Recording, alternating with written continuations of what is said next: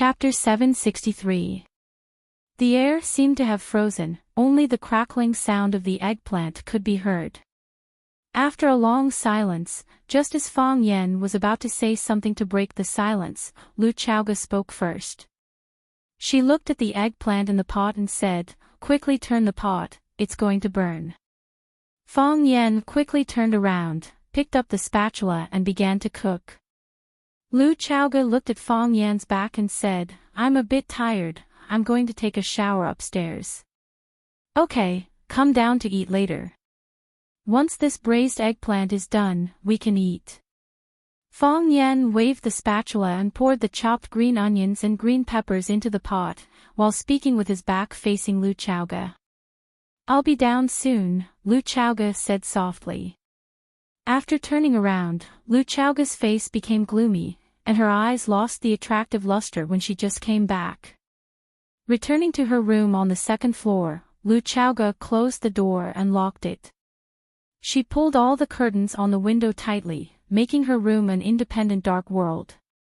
She took off all the clothes on her body, took off her underwear and panties, and just like that, she walked into the bathroom naked. Splash! She turned on the faucet, and the natural hot spring water of the perfect temperature poured down. Lu Chaoga stood under the faucet, allowing the water droplets to hit her head and body.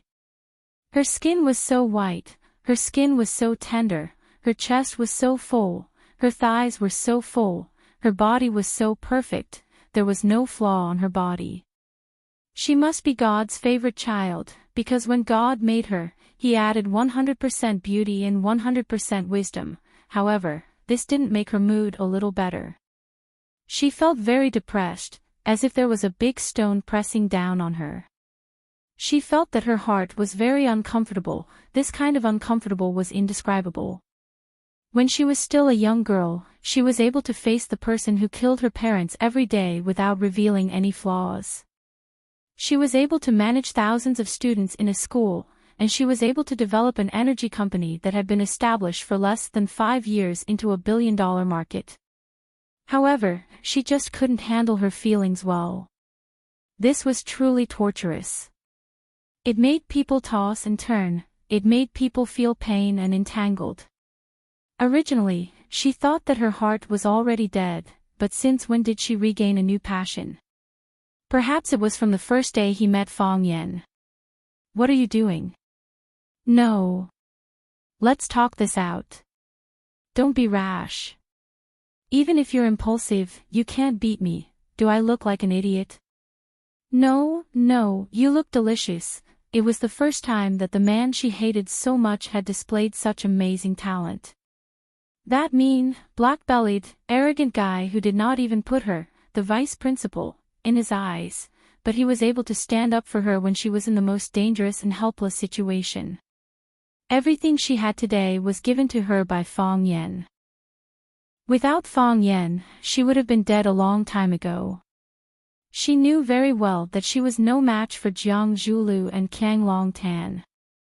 She knew even more clearly that they were no match for the willow tree and the Lu family behind it. Apart from them, there were other enemies that were eyeing them from behind. They opened their bloody mouths and could pounce on them at any time. Fang Yen said that she had nothing to do and was idle all day. How could it be like this? If it wasn't for him, would Shangxin be willing to be a chess piece that was controlled by them? Would Lu Shu be willing to be a mad dog that could pounce on anyone at any time? And how could an ambitious man like Lan Shanggu tolerate himself taking orders from a woman? However, even if she lost everything, she wouldn't feel too bothered. She was ambitious, but not blinded by benefits.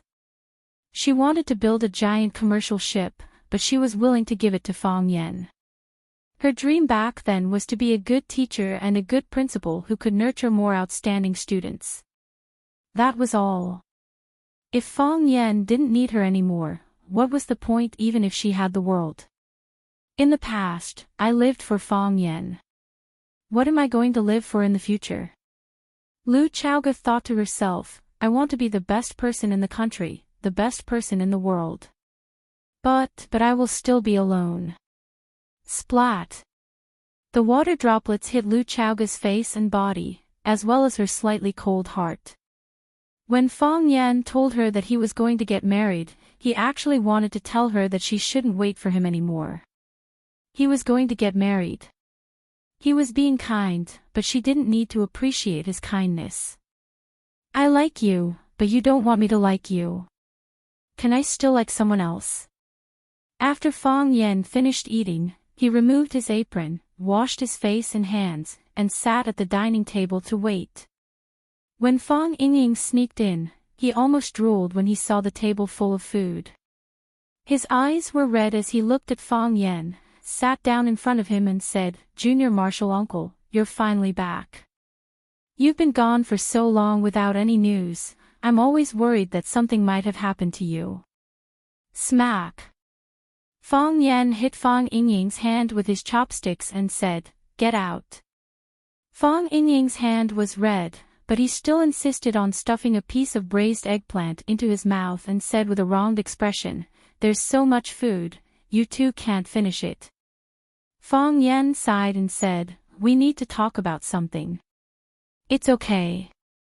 I'll eat, you guys talk, I won't disturb you." Fang Yingying wanted to reach out his hand to grab more food.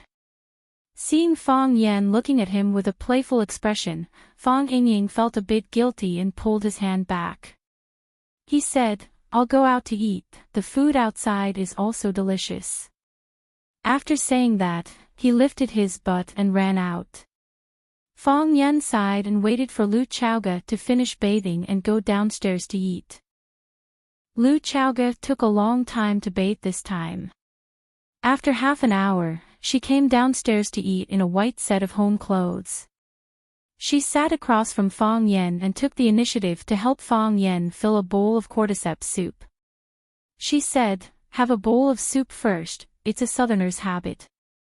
Fang Yan took the bowl of soup and took a sip. He said, "It's rare to have such an authentic soup when I go back." Fang Yan's mother was a southerner, so she was good at making soup. Fang Yan's cooking skills were learned from his mother.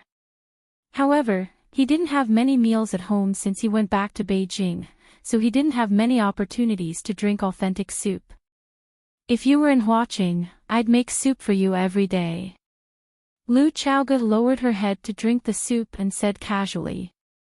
Fang Yan squinted his eyes and smiled. He said, "I'm always busy with all kinds of things. It's not easy to stay in one place for a period of time. If you were in Huaqing, I'd make soup for you every day." Lu Chaoga repeated. Although the words used in the two sentences were similar, the meaning expressed was very different. Fang Yan nodded and lowered his head to drink the soup. "Our phone is almost ready. This is Chao Yan's first phone. Recently, the people in the company have been giving this phone a name. Some say Huamiao, some say Chao Yan, some say Taiyang, and some other weird names. Do you have any suggestions?" This. Fang Yan put down his chopsticks and thought for a while. He said, "I can't think of a better name in such a short time. You're better at this kind of thing, so I'll let you decide. The model of the phone has been decided. I'll get someone to bring the prototype to you after the assembly is complete." "Okay. I'll try it first." Chao Yan's other businesses are developing well, and the supply of energy products is not meeting the demand. Lanshan Valley and Willow are taking in more and more goods. Will it be dangerous? Don't doubt the people you use, and don't use the people you doubt. Fang Yan said with a smile. Let them be the vanguard. Anyway, the technology is in our hands. It's just that we have to give priority to the Qin family. After all, the Qin family is our major shareholder. I think so too. Lu Chaoga said. Jiang Shangxin is very interested in controlling the Longtu group. She has also shown the wisdom and ruthlessness that a member of the Jiang family should have. Fang Yan nodded and said, when the Jiang family rejects her, we'll use her. When the Jiang family accepts her, we'll replace her. I believe that you'll be able to control the degree. Do you think she can still return to the Jiang family? The Jiang family. Fang Yan thought for a while and said, I don't dare to say for others. If the old fellow from the Jiang family personally talks to her and treats her to a bowl of dumplings that he made himself, maybe she'll change her mind. After all, her surname is also Jiang. But her father, that was done by Qiang Long Tan and Jiang Zhulu. Her hatred might have been exhausted by the Jiang family. You don't trust her? Fang Yan looked at Lu Chaoge, who was sitting opposite him, and said, apart from you, it's very hard for me to trust anyone else. Lu Chaoge lowered her head and finished the soup in her bowl. She wiped the corners of her lips with a napkin and looked at Fang Yan, who was sitting opposite her. With an extremely sincere and serious tone, she said, Me too. We trust each other. Fang Yan said with a smile. You should drink some wine. No, I'm different from you. Lu Chaoge looked at Fang Yan with bright eyes and said. Fang Yan looked into her eyes. He was a little expectant, but more than that, he was afraid. He knew what she wanted to say. He understood this woman. They could even say that they were friends who had gone through life and death together. He saved her life, and she did not hesitate to give him the commercial aircraft carrier that she had painstakingly built. I'm different from you. Lu Chaoge looked at Fang Yan and said. Apart from you, it's very hard for me to fall in love with anyone else. Chapter 764. Apart from you, it's hard for me to fall in love with anyone else, Lu Chaoge said seriously. It seemed that in her heart, there was nothing more serious and important than this in the world. She confessed. Was this a confession? In the end, she still said it. Although she knew that it wouldn't end well, after saying it out, her depressed mood was relieved a lot. The big stone in her chest shifted a little, at least she could breathe normally now. However, after she had done this, her heart was filled with guilt. She put down the chopsticks in her hand, like a child who had done something wrong. She looked at Fang Yan, who had a gloomy expression, and said, I know I'm being selfish by doing this. You purposely rushed to watching, especially made such a sumptuous dinner, and then told me that you're getting married. I already understood what you meant. I'm not stupid, and I'm a very scheming woman, right? I know, you don't want to hurt me, you don't want to make me wait for too long, you want to solve this problem in a relaxed and casual state. Yes, I have to admit, I've become a problem in your heart. It's not like that, Fang Yan wanted to explain. Fang Yan, just like how you understand me, I also understand you. Lu Chaoge interrupted Fang Yan's words. Her feelings were actually the same as Fang Yan's. Fang Yan didn't want her to get hurt, and she also didn't want to put Fang Yan in a difficult position. You know my feelings for you, so you've been avoiding talking about it. It's good to avoid it, at least it won't make our relationship so awkward, at least there won't be a gap between us, and our cooperation has always been so tacit. But now, you've met your destined lady, the woman you want to spend the rest of your life with. You're getting married, and this is something to be happy about. As your friend and business partner, I should say congratulations. Actually, when I heard this news, my heart was very heavy, and I felt very depressed, as if I couldn't breathe. But I still want to congratulate you. You must have chosen a very outstanding woman. You like her, and she also loves you deeply. You two are a perfect match. You are also very outstanding, Fang Yan said in a deep voice. Yes. I'm also very outstanding. I've always thought so. Lu Chaoge smiled and said, after my parents passed away, I was alone. She ate alone, slept alone, read alone, traveled alone, went abroad alone, and then came back to Rosefinch. Under the watchful and guarded eyes of the men, fighting for power with them, many times, I wonder what my life would be like if I hadn't returned from America, if I hadn't entered Rosefinch Secondary. She listened to the Jiang family, married the son of her enemy, and pretended that she never knew about those things. Or was he killed by the father and son of the Jiang family because he resisted, and his body was thrown into the sea? But that is only if. I came to Rosefinch, and you also came to Rosefinch.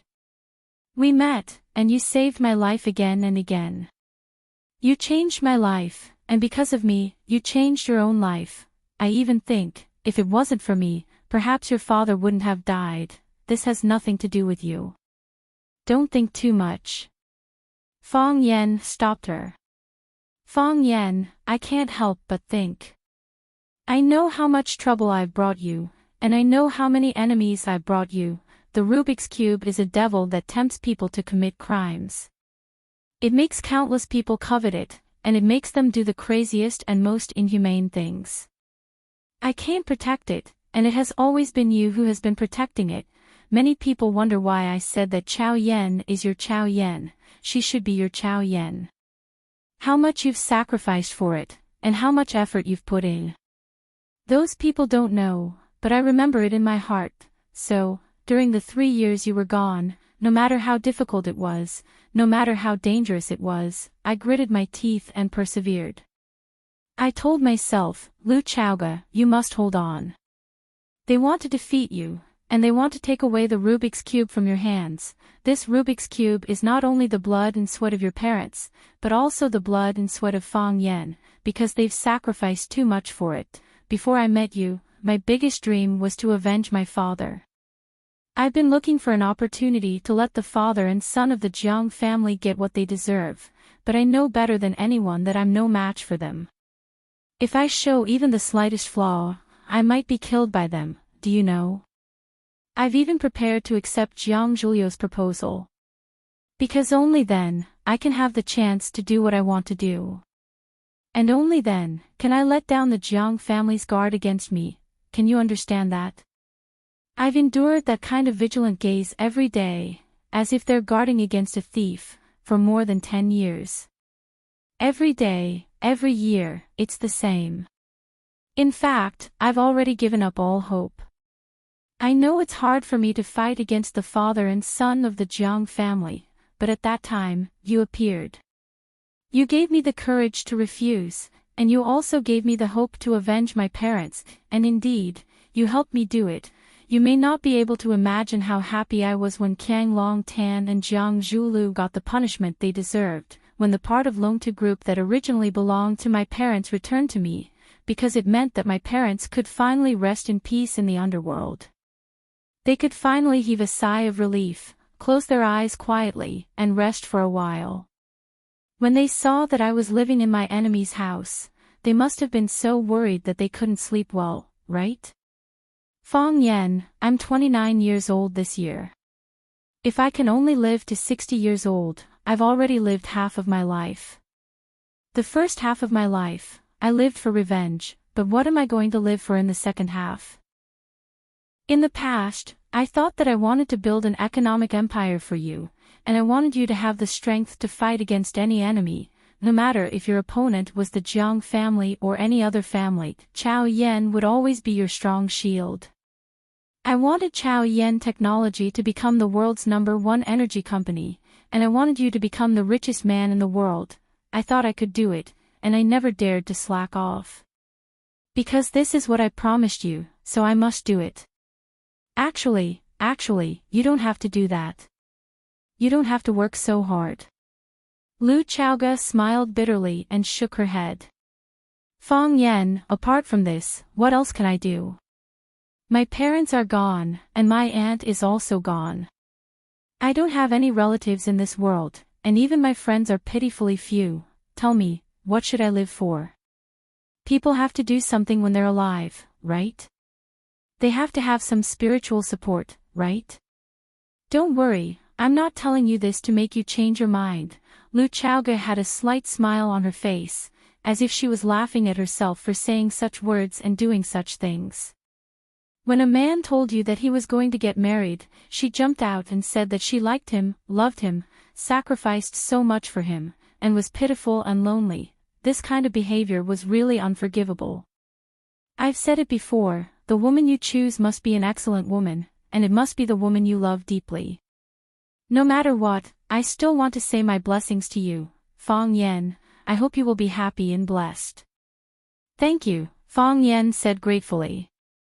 But, since I said such words and did such things that are hard for people to accept and understand, I still want to ask. I know that if I don't do this, I may not have another chance in the future. Is this the last time I ask you to stay? Or is it an attempt? No matter what, Fong Yan, I want to ask you, do you like me? If it's possible, I think it's good for us to get married. You can focus on what you like to do, and you can pursue the martial arts you want. I'll take care of your business, give birth to a few children, clean up your house.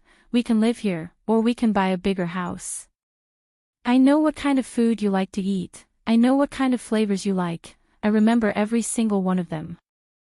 We can live together, not alone, alone after work, alone for dinner, alone for TV, alone for sleep, alone for wake up, alone for shopping, alone for couples accessories. Chowga, Fong Yan tried very hard to open his mouth, but he didn't know what to say. Say, okay, let's get married, get off work, eat, watch TV, sleep, get up, go shopping together, buy couples accessories together. Say, let's get married, you'll give birth to my children, clean up my house, and take care of my life, and make me the happiest man in the world. Or say nothing, walk over, and hold her tightly in his arms. Fine beads of sweat began to appear on Fong Yan's forehead, and even his legs began to tremble. This was the most difficult choice he had ever encountered in his life. Whether in the past or in the future, there shouldn't be a moment more difficult to choose than this one. Lu Chaoge nervously waited for Fong Yan's answer, waiting for his final choice. But when she saw that he was even more nervous than she was, she began to feel sorry for him. Why did she have to make things so difficult for a man? She pushed the chair away, stood up, walked over to Fong Yan, and leaned over to kiss Fong Yan's lips. She desperately asked for it, putting her lilac tongue into Fong Yan's mouth, twisting and stirring. A long time passed. She pushed Fong Yan away, panting, and said with tears in her eyes, Fong Yan, I know your answer. This time it's true. I wish you happiness. Chapter 765.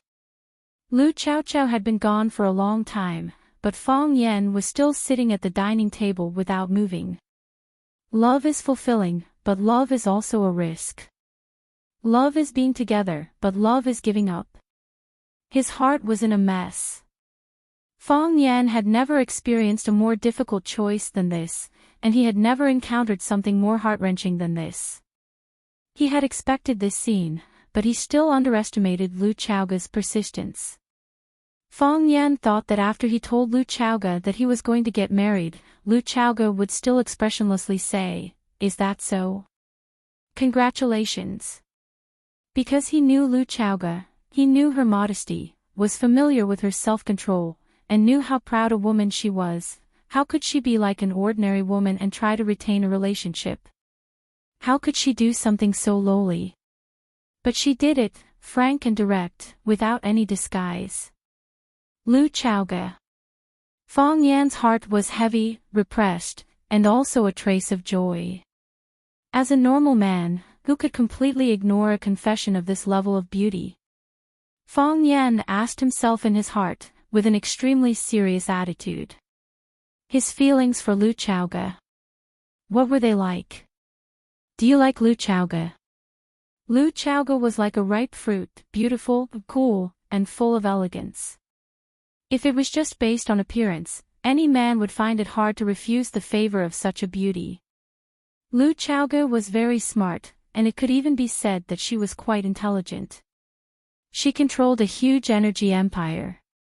When Chao Yan technology was just starting out, when Fong Yan left watching because of mourning, she relied on her own strength to deal with various forces, and encountered countless attacks and assassinations. Until now, she was still alive, and she made Chao Yan technology grow rapidly. Although it had the support of the Qin family behind it, if it didn't have a powerful ship commander, could this commercial giant ship expand so drastically? Lu Chaoga was not weak. Perhaps in many people's hearts, she was known as a schemer. It was also for this reason that he had some conflicts with Fang Yan back then. Fang Yan felt that he was being used, so he rationally distanced himself from the relationship between the two of them, positioning Lu Chaoga as an ordinary friend or business partner. But did he do it? Could he accept Lu Chaoga's selfless sacrifice as a matter of course? Could he take everything she gave him without any scruples? Tangible assets or intangible power? Could he simply and crudely close his eyes and ignore Lu Chaoga, who was living a lonely life? Apart from herself, she had no other relatives in this world, not even a single friend. If he pushed her away, what would happen to Lu Chaoga in the future? Could she still live as usual? Could she still live? The sweat on Fang Yan's forehead increased and became denser. He clenched and unclenched his fists, loosened and clenched them again. He couldn't do it. Fang Yan couldn't take it for granted, couldn't be unscrupulous, couldn't be simple and crude, and couldn't let Lu Chaoga live alone, like an orphan. Whoosh! Fang Yan suddenly pushed the chair away and stood up. He strode toward the stairs, his speed getting faster and faster. He rushed to the second floor and rushed to the door of Lu Chaoga's room. Bang bang bang, Fang Yan knocked hard on the door. The door was closed, and no one answered. Lu Chaoga, open the door, open the door. The door was still closed, and the person inside seemed to have disappeared. Lu Chaoga, open the door for me. If you don't open the door, I'll hit the door. As Fang Yan spoke, his body slammed heavily against the door. Fang Yan was an expert in the martial arts world. Although the heart of Tai Chi had disappeared, he was still an expert, an expert, an expert. Under his heavy impact, even though the door of the villa was made of solid wood, it couldn't withstand it. Gotcha! The door broke, and an irregular hole appeared in the middle. The lock was broken, and the door opened. Fang Yan rushed into Lu Chaoga's room and shouted, Lu Chaoga, not in the living room. Not in the bedroom. Not in the balcony. Not in the bathroom. Fang Yan's heart sank. He ran outside and shouted, Lu Chaoga, Lu Chaoga. Lu Chaoga, where are you? Lu Chaoga, come out quickly. He clearly saw her go upstairs, so how did she suddenly disappear? Fang Yan searched all the rooms on the second floor, and then ran to the rooftop of the third floor. When he ran to the third floor, Lu Chaoga was standing on the rooftop with her back facing the railing. She looked at the anxious Fang Yan running over. Her shoulders twitched, and tears streamed down her face. When I was 5, I liked to play hide and seek with other children.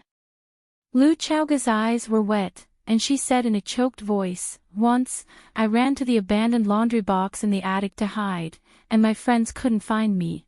After the sky turned dark, they all went home. I fell asleep in there alone.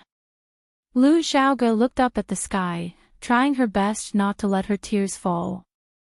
She tried her best not to let Fang Yan see her crying. Because when she cried, her whole face was red, and she felt that she was very, very ugly at that time. Later, I was woken up by my parents' shouts. They called me just like you did just now. They were worried that I would disappear. That was the deepest memory I have of them. After they left, there was no one else.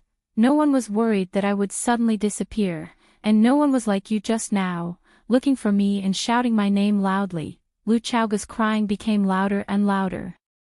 She shyly covered her face with her hands, and the flood of tears flowed out from the gaps between her fingers.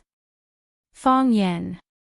Lu Chaoga's voice was sorrowful, and she said, don't leave me alone. Otherwise, I don't know why I'm still alive, you idiot woman. Fang Yan's eyes were blood red. He strode over and hugged Lu Chaoga's trembling body tightly in his arms. Live, of course you have to live. If you don't know why you're alive, then live for me. Fong Yan's arms exerted all his strength, almost squeezing Lu Chaoga's plump and soft body into his own. If you die, what will happen to Chaoyan technology? What about the Rubik's Cube that your parents tried so hard to leave for you? What about the Longtu that Auntie exchanged her life for? And me? What about me? And me? What about me? If you're not here, who will help me take care of Chaoyan? If you're not here, who can suppress the hatred in Lu Shu's heart? If you're not here, who can help me monitor the ambitions of Lan Shan Valley? If you're not here, how can I balance the power of the Qin family? If you're not here, where will I have the capital to fight against a colossus like the general family? Fong Yan, if you're not here, who's going to take care of this villa? If you're not here, who's going to make my favorite food? Who's going to make my favorite cordyceps soup? Fong Yan. Kiss me. Lu Chaoga was already out of breath from Fong Yan's embrace, but she still raised her head from Fong Yan's embrace and called out weakly. Fong Yan lowered his head, found Lu Chaoga's lips, and kissed her fiercely. Lu Chaoga also responded forcefully. Their tongues stirred with all their might, fighting passionately. It was as if tomorrow was the end of the world. Fong Yan sucked the sweetness from Lu Chaoga's mouth, and his nose smelled her enchanting body fragrance. Her body was so soft, like a ball of cotton candy. Fong Yan's hands wandered around Lu Chaoga's body, stroking her slender waist, and then moved to her plump and perky buttocks. Because he didn't have much experience, and subconsciously felt that this was a very attractive part. So he rubbed it very hard, almost crushing Lu Chaoga's buttocks. Lu Chaoga's body temperature was also rising. She didn't feel any pain at all, she felt like she was about to melt. Her legs had no strength, so she hooked her arms around Fong Yan's neck, letting Fong Yan bear all her weight. Her mouth was still blocked by Fong Yan's, and their tongues were entangled. Her breath was heavy, emitting a fragrant smell and seductive moans. The sound was longer and longer, and each time more painful than the last was the best aphrodisiac in the world. Because of the excessive passion, the sea of qi in his dantian once again burned. First it was a little bit of starlight, then it became a prairie fire, turning into a vast sea of fire.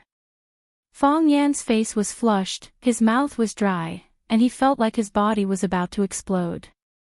He wanted to conquer, he wanted to release, he wanted more softness. Fong Yan suddenly picked up Lu Chaoga's body from the ground, took 2 steps forward, and then pressed her back against the railing on the roof. His hands were no longer satisfied with patrolling her back, he began to attack the front. Rip! He crazily tore the coat on Lu Chaoga's body, the thin fabric was torn to pieces without any resistance. Lu Chaoga's delicate shoulders were exposed, and her snow-white breasts that were bound by her black underwear were also exposed. The black gauze tightly wrapped the two softness, and the black ribbon outlined them into the world's most perfect figure. They were high and swollen, proudly displaying their extreme seduction, even if they wanted to reject it. This large mass of snow-white tenderness stimulated Fong Yan's blood. He let out a roar that sounded like a wild beast seeking a mate. The sky was dark. When Yuya, who had just revealed a corner of her face, saw this scene, she quickly pulled a cloud in front of her to cover her blushing face. Chapter 766. Women often scolded men as animals that thought with their lower bodies. Women would tell countless lies in their lives, but this sentence was absolutely true. However, one thing that needed to be corrected was that most men were animals that thought with their lower bodies, except for those old people who had lost their sexual ability. The fire was burning, and the desire was roaring. Fong Yan's body temperature was getting higher and higher, and his face was getting redder and redder. Even his body had begun to emit a hot smoke. His body and forehead were dripping with sweat, and his hair and clothes were already soaked with sweat. Lu Chaoga, who was being pressed against the railing by Fong Yan, finally noticed Fong Yan's abnormality. She hugged Fong Yan's head that was buried in her chest and asked anxiously, "Fong Yan, what's wrong with you?" "Fong Yan, hot." Fong Yan's voice was dull, and his tone carried a scorching heat wave. She didn't notice it when she was under the control of lust, but now that she was sober, Lu Chaoga felt a burning pain in her body, as if a red-hot iron was tightly attached to her skin. Her skin was tender and white, especially her chest, which was softer than the softest dough and whiter than the whitest snow. However, after Fong Yan's rough and somewhat violent torment, squeezing, twisting, and burning, her body had already turned green and purple. It looked as if Fong Yan had a penchant for SM, and the beautiful woman at home had just suffered inhumane torture. "Fong Yan, are you okay?" "Let me see." Lu Chaoga wanted to push Fong Yan away, wanting to see what had happened to Fong Yan. But no matter how hard she tried, she couldn't push Fong Yan away. How could her strength be compared to Fong Yan, who had already fallen into a state of madness? While she was pushing Fong Yan with all her might, Fong Yan desperately moved his body closer to hers. He was a piece of burning coal, and Lu Chaoga's body was the glacier that he longed for. Demand. Desperately searching for more. Fong Yan's body knew what it needed, and he was working hard to find it. In this way, Lu Chaoga had to work harder and harder. She couldn't hold down Fong Yan's head. She couldn't push Fong Yan's body away. Her clothes were torn to shreds by Fong Yan. His shirt had long since fallen off without a trace, and the pants underneath were also in shreds. It was difficult to conceal the most private and most enchanting sight. The strap of the black underwear had been torn off because Fong Yan didn't know how to untie it. In other words, he didn't have the time to look for the buttons at the back. With a flick of his finger, the extremely flexible shoulder strap snapped. The broken elastic strap rebounded and hit her smooth and fleshy shoulder, leaving a clear red mark. It wasn't very obvious, and it was difficult to find without light. Fong Yan, Lu Chaoga had already confirmed that something had happened to Fong Yan. She was very worried and hugged Fong Yan's body tightly. She shouted anxiously, "Fong Yan, calm down. Fong Yan, don't be impulsive." Because of the current state of the two of them, Lu Chaoga didn't dare to stop them loudly or ask for help. She could only try to lower her voice to comfort Fong Yan. If the bodyguards in the courtyard were alerted and Fong Yingying and Qining ran over, she wouldn't have the face to see them. "Fong Yan, where do you feel uncomfortable? Tell me, you feel uncomfortable there, hot." Fong Yan's voice was dry and hard, as if it was very difficult for him to spit out the word. Right now, Fong Yan was indeed in a very difficult and painful situation. The sea of qi in his dantian spun wildly and turned into a black hole. The large burning sea of fire turned into a fire hole. The fire didn't stop but rolled up the black hole and continued to burn. It was as if the whole black hole was burning and burned into a red hole. It was as if it could burn through the sky, burn through the sea, and burn people's stomachs out of sight. Fong Yan now felt the burning pain in his stomach.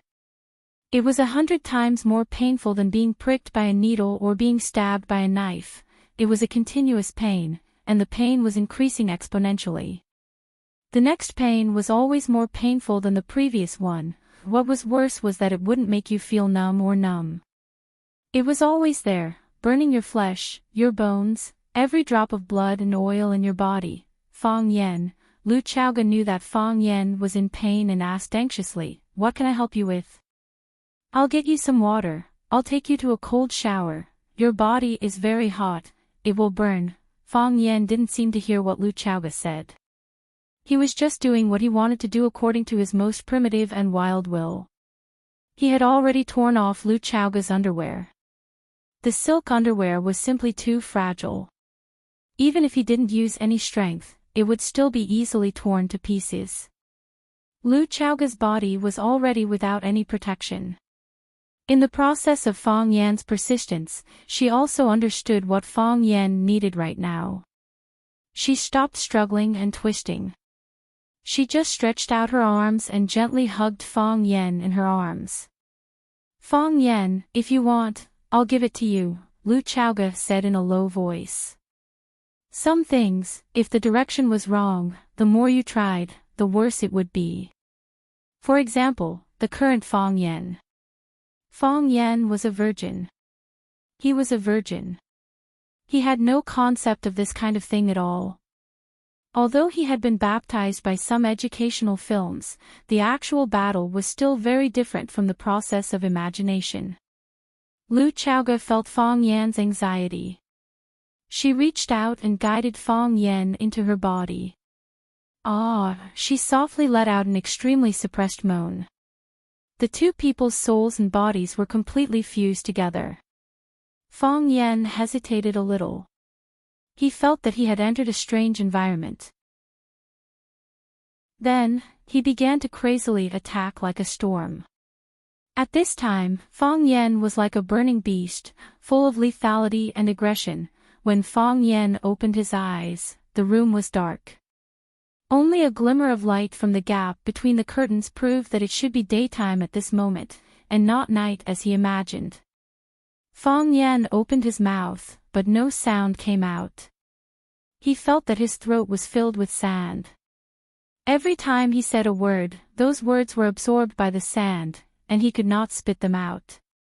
Fang Yan wanted to get up, but found that all the bones in his body had been removed and cleaned. It was sour, painful, and had a different lubricating feeling than before. He climbed up with difficulty and pulled a pillow to lean against his back. Then, he tried hard to recall what happened last night. Lu Chaoga disappeared, and I went everywhere to look for her. Fang Yan remembered this scene very clearly. He could even remember his anxiety at that time. She was on the rooftop, and I hugged her. I seemed to have taken off her clothes, and I kissed her chest. Her chest was very white, and her breasts were very big. My body was getting hotter and hotter, as if my body was about to explode. Creak! The door of the room was gently pushed open. Fang Yingying tiptoed in, closed the door, and turned around. His eyes met with Fang Yan, who was sitting on the bed. Fang Yingying's expression was strange, and then he rushed over with a face full of surprise, hugged Fang Yan, and cried, "Junior Martial Uncle, you finally woke up. I was worried to death. I was really afraid that you would never wake up again. If that was the case, how would we live? I was also afraid that after you woke up, you would become a vegetable, and you would need someone to take care of you. Fang Haohan is stupid and lazy. He definitely wouldn't be able to do such a thing. At that time, the responsibility of taking care of you would fall on me alone. You say, why is my life so bitter?" Fang Yan stared straight at Fang Yan, and said, "I slept for a long time." "Not very long." Fang Yingying wiped his tears, and said with red eyes, "I only slept for 3 days." 3 days, Fang Yan's head began to ache. He thought it was something that happened last night. How did he sleep for 3 days? In these 3 days, what happened? Yes, you've slept for 3 days. We were all worried. Junior Martial Uncle, don't be anxious. We can take our revenge slowly. I know that you are under a lot of pressure. I know that you want to avenge the family head as soon as possible. I know what the heart of Tai Chi means to you, the disappearance of the heart of Tai Chi. We are even more anxious than you are. But you must stay calm. You are the head of our Fang family. The head of the family is no longer here, and the teacher hasn't returned. If something unexpected happens to you, how can the teacher and my mother's bodies bear it? Our whole family, we've all broken up. Without you, would the Fang family still be the Fang family? Fang Yan looked at Fang Yingying with dull eyes, and said, "Is my situation very serious?" "Very serious." Fang Yingying nodded very seriously. "When we saw you, you were lying there naked. Look at your eyebrows, your beard, they were all burnt. Your hair was standing up, like a roasted hedgehog. I was really scared at the time. I thought that you had gone mad from practicing. Junior Martial Uncle, the heart of Tai Chi is all about naturalness. Don't forcefully touch it. otherwise you will be harmed. Where did you see me? Fong Yan asked in a low voice. This was the question he was more concerned about. On the balcony of the third floor. Fong Yingying looked at Fong Yan thoughtfully, and said, Junior Martial Uncle, this time's explosion was even more powerful than last time. Last time you only blew up your own clothes, this time you blew up Sister Lu's clothes. Chapter 767. Fong Yingying didn't notice the change in Fong Yan's expression. The more he spoke, the more excited he became. Junior Martial Uncle, did you realize something again?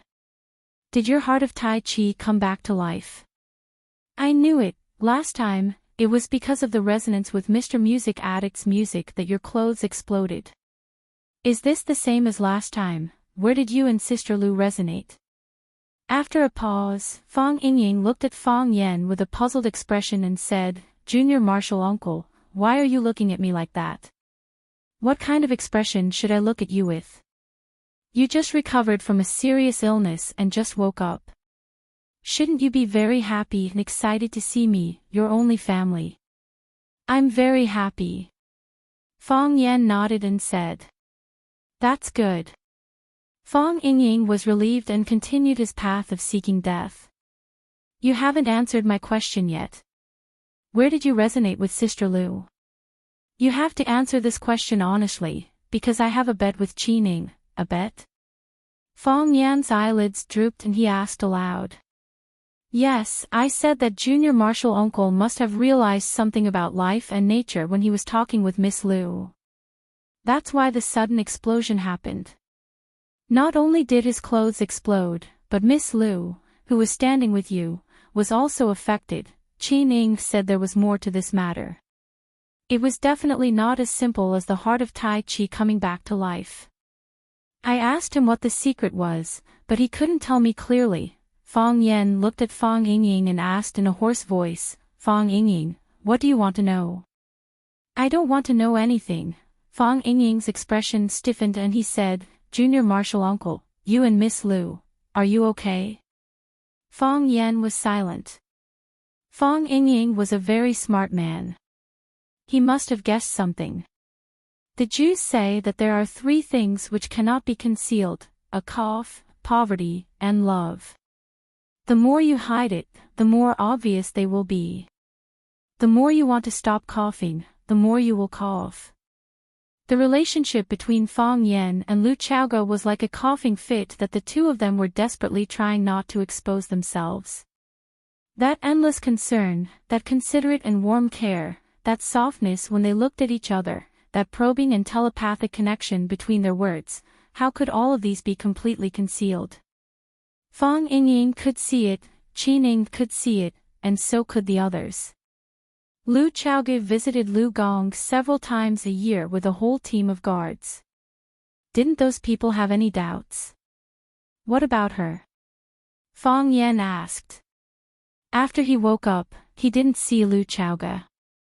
Did something happen to her too? Sister Lu went to the company early in the morning. She's been very busy lately. I was supposed to go out with her, but she asked me to stay and watch over you. She said to call her as soon as you wake up. Sister Lu works very hard every day. She works very late every day before coming back. Fong Yan nodded. He could understand the intensity of Lu Chaoge's work. She was the one in charge of the huge Chaoyan technology. Although the Qin family also sent a large number of elites, they were still the elites of the Qin family. She had to use their abilities and guard against their ambitions. How to balance the two was a very difficult thing in itself.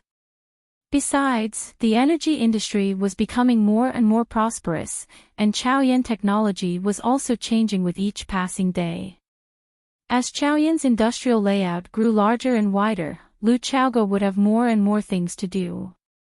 Although there was a saying that the superior had to work hard, at least you had to have reliable people around you. Chaoyan technology was a high-end energy industry, and the Rubik's Cube technology was the life of the entire Chaoyan. From the day Chaoyan was established until now, it had only been a few years. In such a short period of time, who was the confidant you could really trust? It took time to do things, and it also took time to judge people. Do you want to call Sister Lu and tell her you're awake? Fong Yingying asked. Fong Yen shook his head and said, no need. Junior Marshal Uncle, go get me a glass of water. Okay, Junior Marshal Uncle. Fong Yingying trotted to Fong Yen and poured a glass of cold water. Fong Yen took the glass and drank it in one gulp. He looked at Fong Yingying and said, I'll take care of it. I know. Fong Yingying nodded repeatedly. I have faith in Junior Marshal Uncle. There's nothing in this world that you can't take care of. Song transplanting rice was so bad *SS, but didn't he get killed by Junior Marshal Uncle with one shot?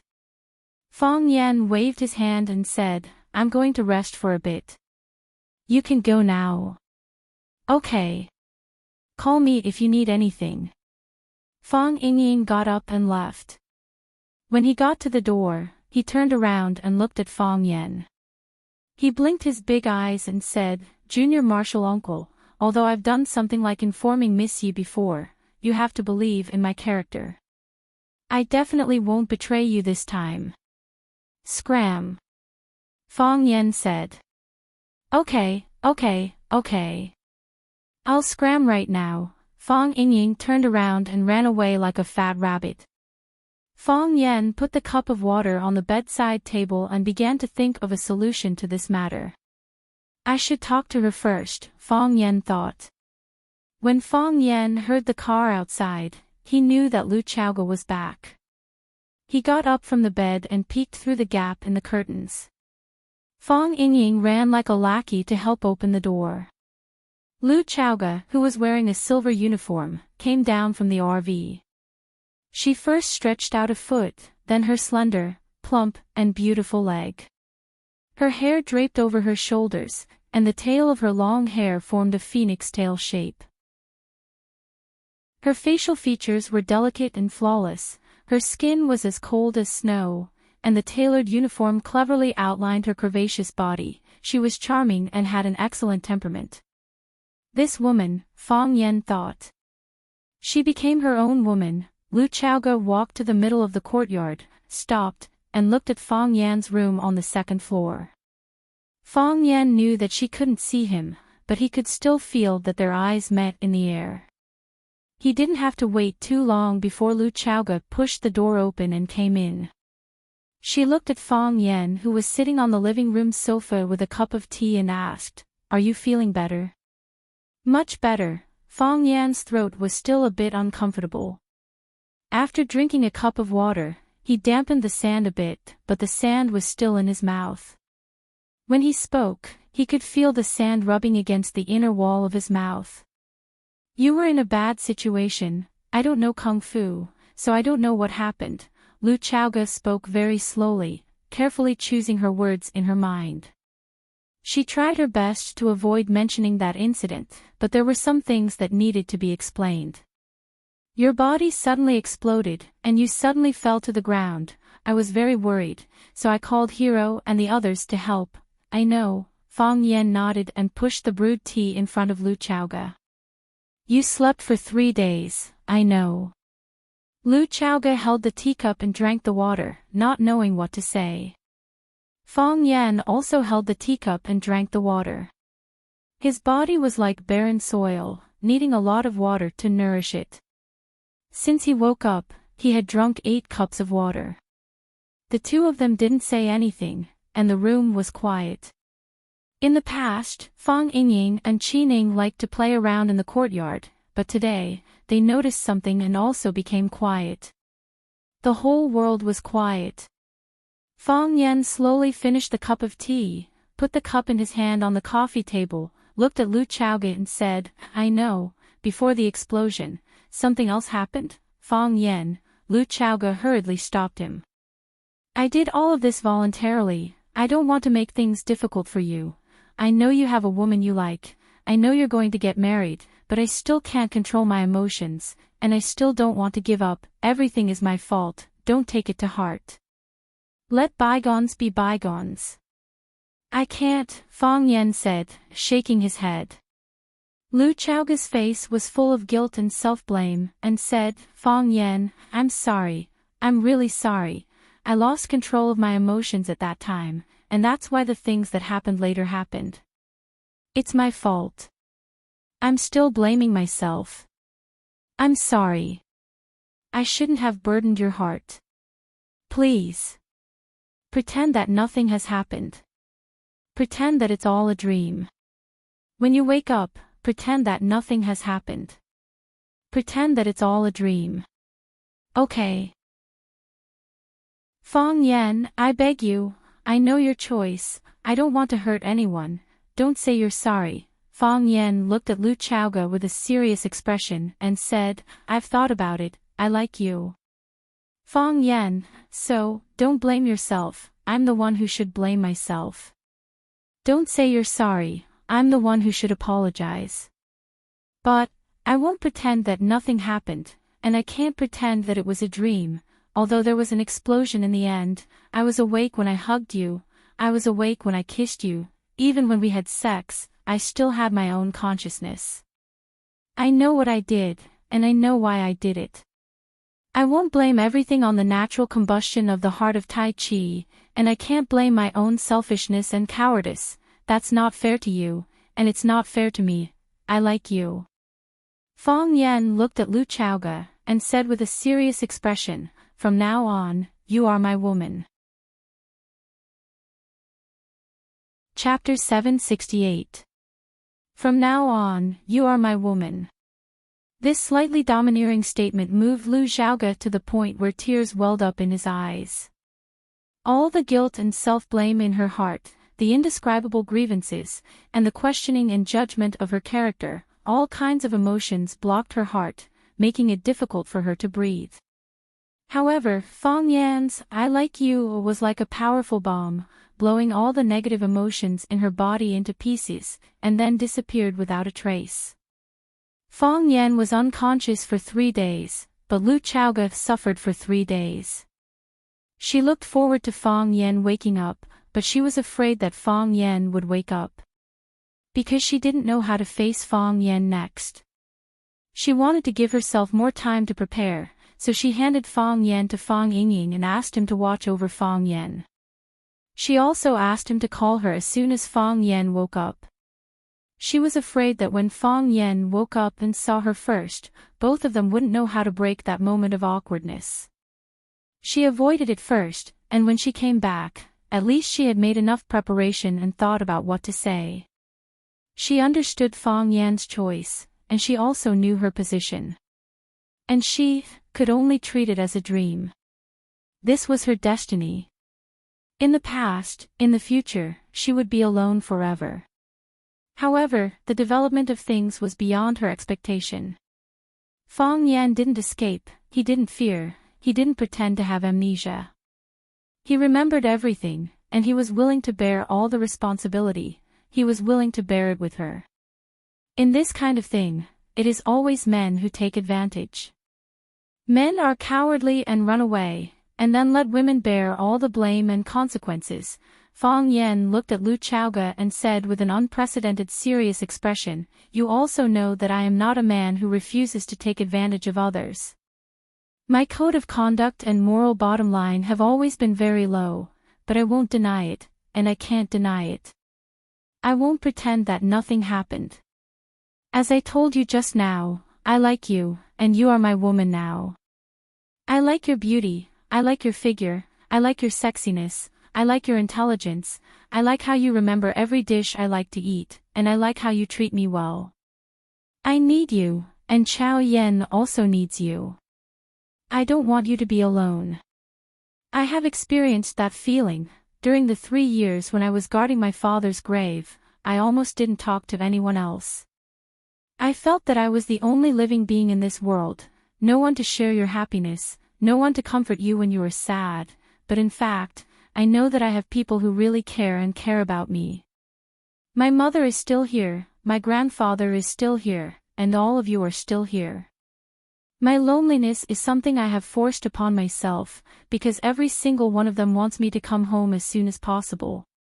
But you are different. If you are lonely, then you are truly lonely.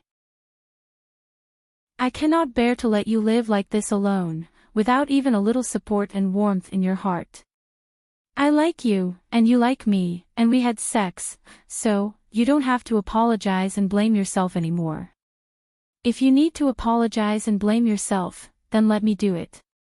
Whether you did anything wrong or not, you are my woman now, so you should let me bear all of this. Fang Yan, this will make things very difficult for you. I know you are in a difficult position in the middle. Fang Yan reached out to grab Lu Chaoga's hand and said, everything is difficult, but I still have to do it. Only by doing my best can I not let down the deep love you have for me. Fang Yan, actually, you don't have to do anything. I've already thought it through. I'll stay in Huaqing for the rest of my life. I'll live in this apartment. I'll help you look after Chao Yan. I'll help you make it the biggest energy company in the world.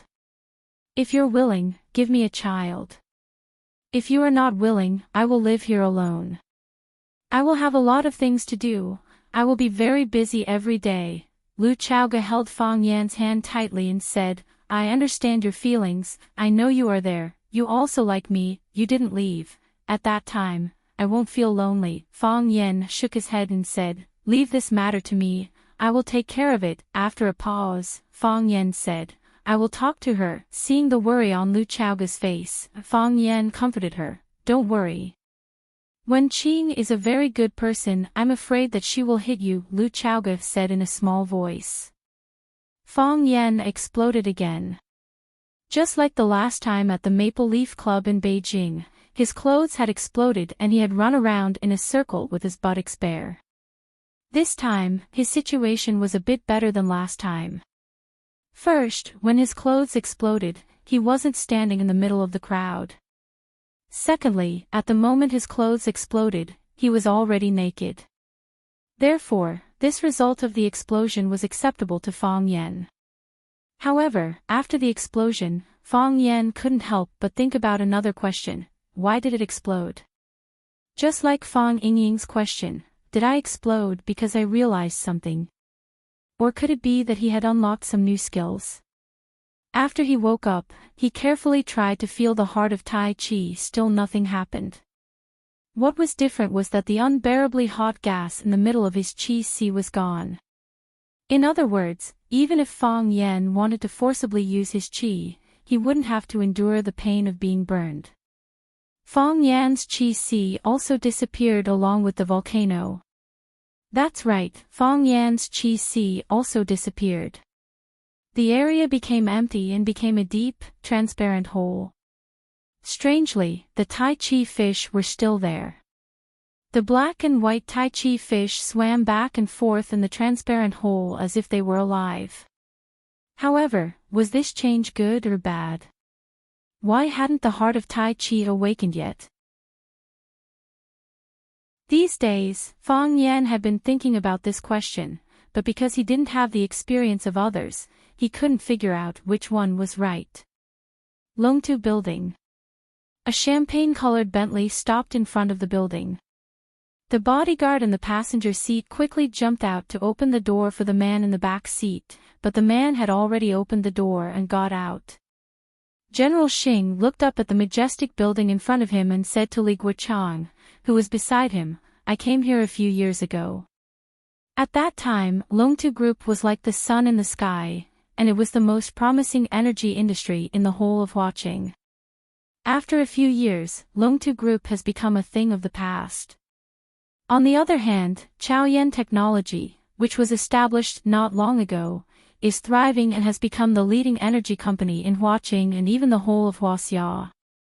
Li Guochang sighed softly and said, Qiang Long Tan was an ambitious and ruthless person, but he didn't expect that he would die in such a humiliating way, and his only son would be sent to prison. I have to say, Fang Yan is really ruthless.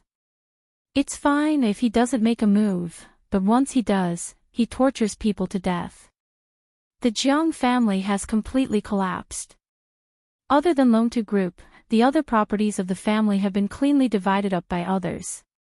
It said that the Ren family wanted to get involved, but one of their legs was broken by Fang Yen. Only that poor woman, Ren Jin, begged everywhere to get her son out of prison. The problem is, who would give her face now? Jiang Zhulu can only sit in prison for a long time. General Xing shook his head and said, the flag on top of the city wall will be changed. I don't know if the flag of our Jiang family can be placed on top of the city wall of Longtu Group. Li Guichang smiled and said, it depends on whether Miss Shangxin remembers the old times. No matter what, she has the blood of the Jiang family flowing in her veins. No matter how she denies it, she is a member of the Jiang family. As long as she agrees, things can be done. After all, the power of Longtu Group is in her hands now.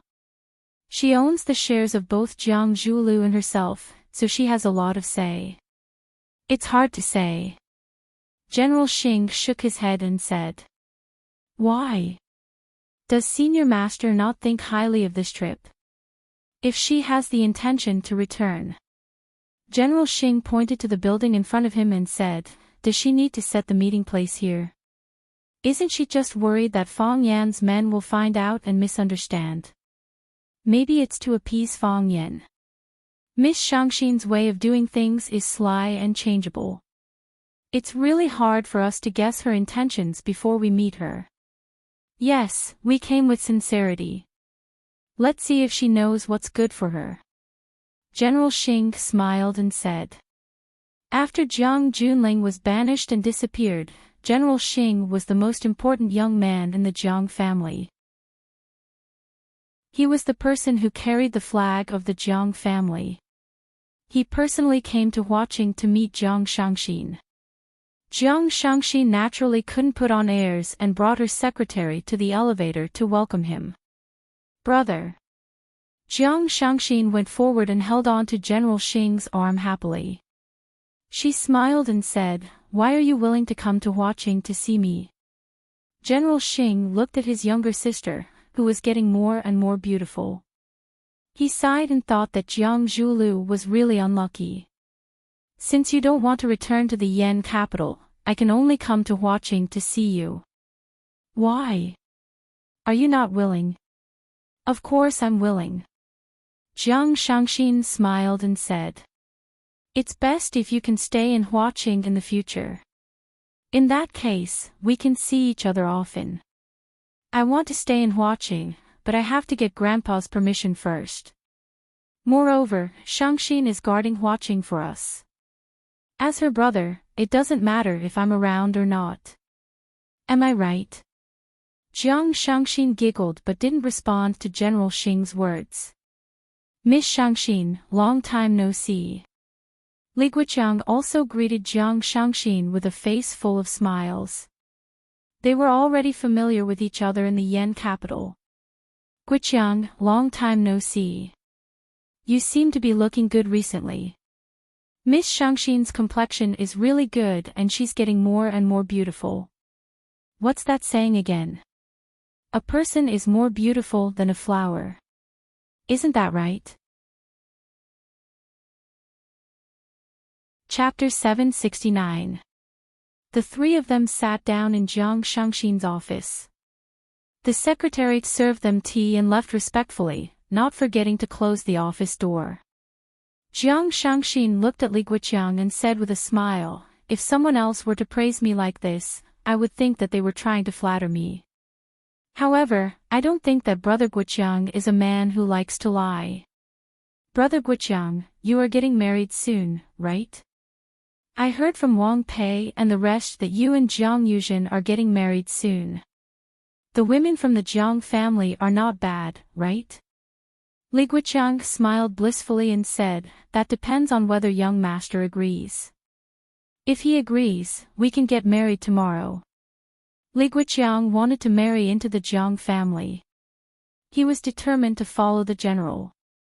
General Xing waved his hand and said, if I could make the decision, would let you guys get married tomorrow. However, the elders in the family should speak for such matters. Furthermore, you guys have only been engaged for a few days. Aren't you afraid of being laughed at by others? What's there to laugh at? It's natural for me to be anxious to marry a wife. The three of them chatted and laughed for a while. The atmosphere became livelier and the barrier in everyone's hearts gradually disappeared. Li Guiqiang then went into the main topic. He looked at Jiang Shangxin and asked, "Shangxin, are you going to settle down and watching?" Jiang Shangxin knew that everyone was going to be honest with each other.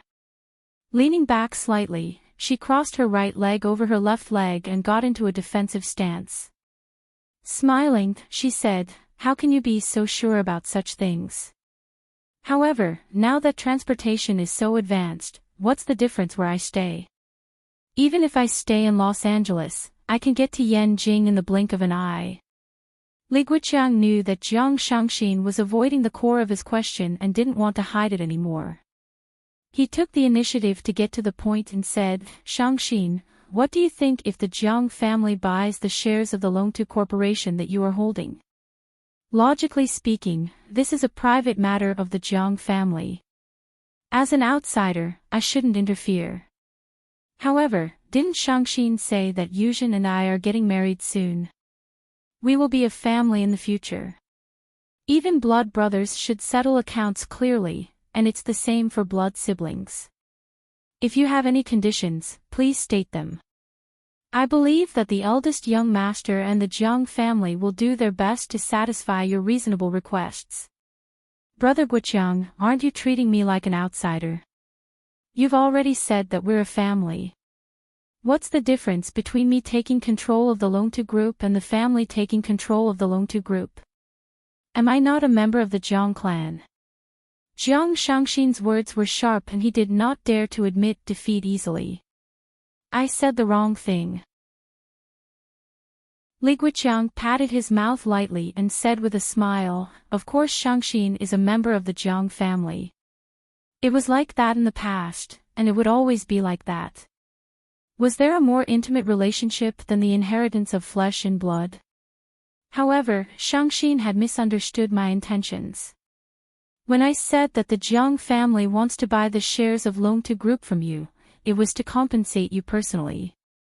You married into Flower City on your own, and you've experienced many things. It wasn't easy for a girl to maintain the family business by herself. She was a member of the Jiang family, so she could give everything she had to the Jiang family for free.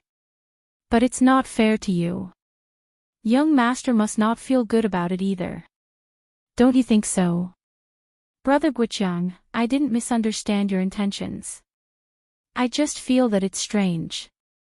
Since you said that I'm a member of the Jiang family, then can't I just take care of the Longtu group? Why did we have to talk about buying it and giving it away? Don't tell me that the Jiang family suspects that I'm not on the same side as them and will do something that will harm the Jiang family's interests." Li Guiqiang took a glance at General Xing and thought to himself, "This sister of yours is very difficult to deal with." General Xing continued to drink his tea with a smile on his face, as if he hadn't heard the conversation between the two of them. Seeing that General Xing did not speak, Li Guiqiang had no choice but to continue negotiating with Jiang Shangxin. He said, "Shangxin, you know the current situation very well. The Jiang family in Fangyan are like fire and water. The old master would rather chase Jiang Junling out of the Jiang family than propose a reconciliation. Do you really want to stand on Fangyan's side and become enemies with the Jiang family? This is a matter between the Jiang family and Fangyan.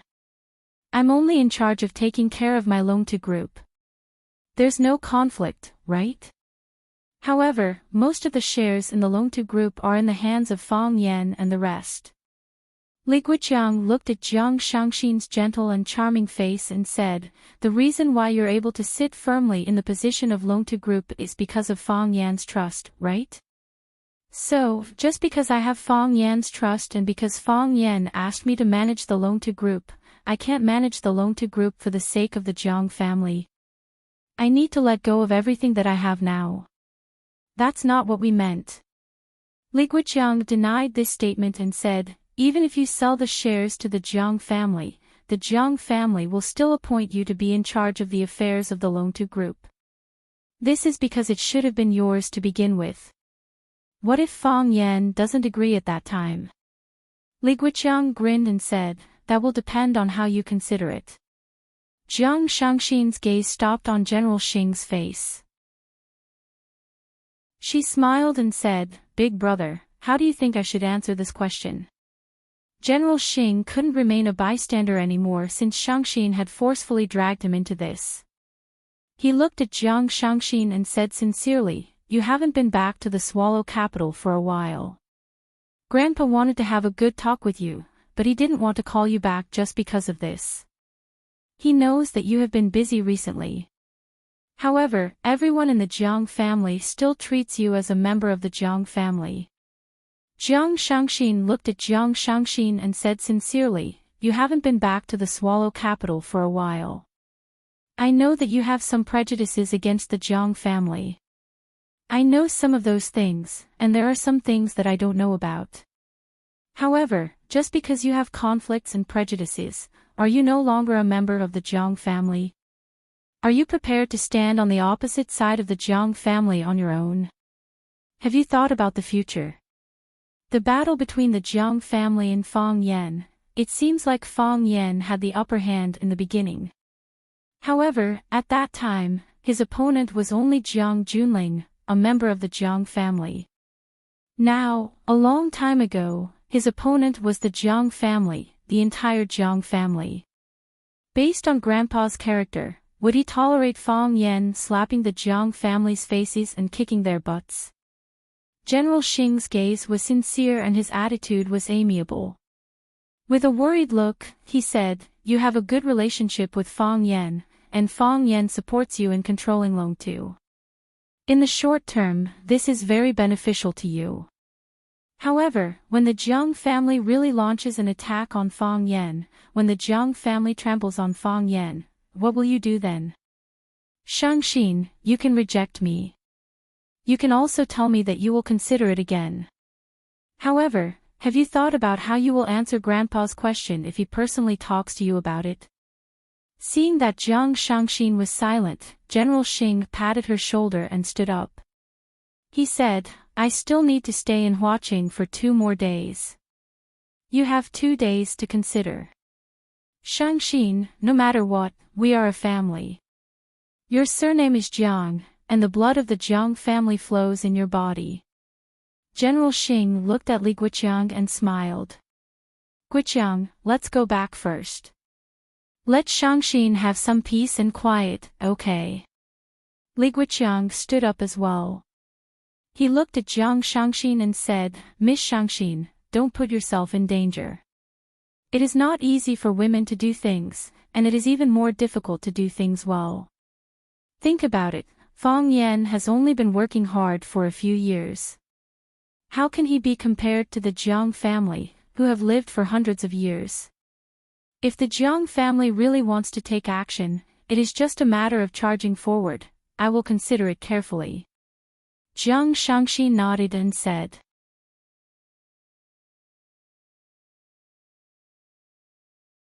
Chapter 770. Why can't I call you Xiaoya? Fang Haohen's face was filled with confusion as he asked. Because I don't like it. Leah said snappily. She was really going crazy, just who was this man? I already said that I don't like you, why do you always, don't understand? But, Fang Haohen's face was filled with grievance, and said, I can't just call you my wife, right? Isn't that not good? Leah only felt a surge of hot blood rushing to her head. If she had a kitchen knife in her hand, she would definitely chop up Fang Haohen, this idiotic and narcissistic ribs, and make soup. She would not drink that pot of soup, she would feed it to the dogs. Tell me, how could there be such a hateful man in this world? Wife? Are you kidding? Who would want to be your wife?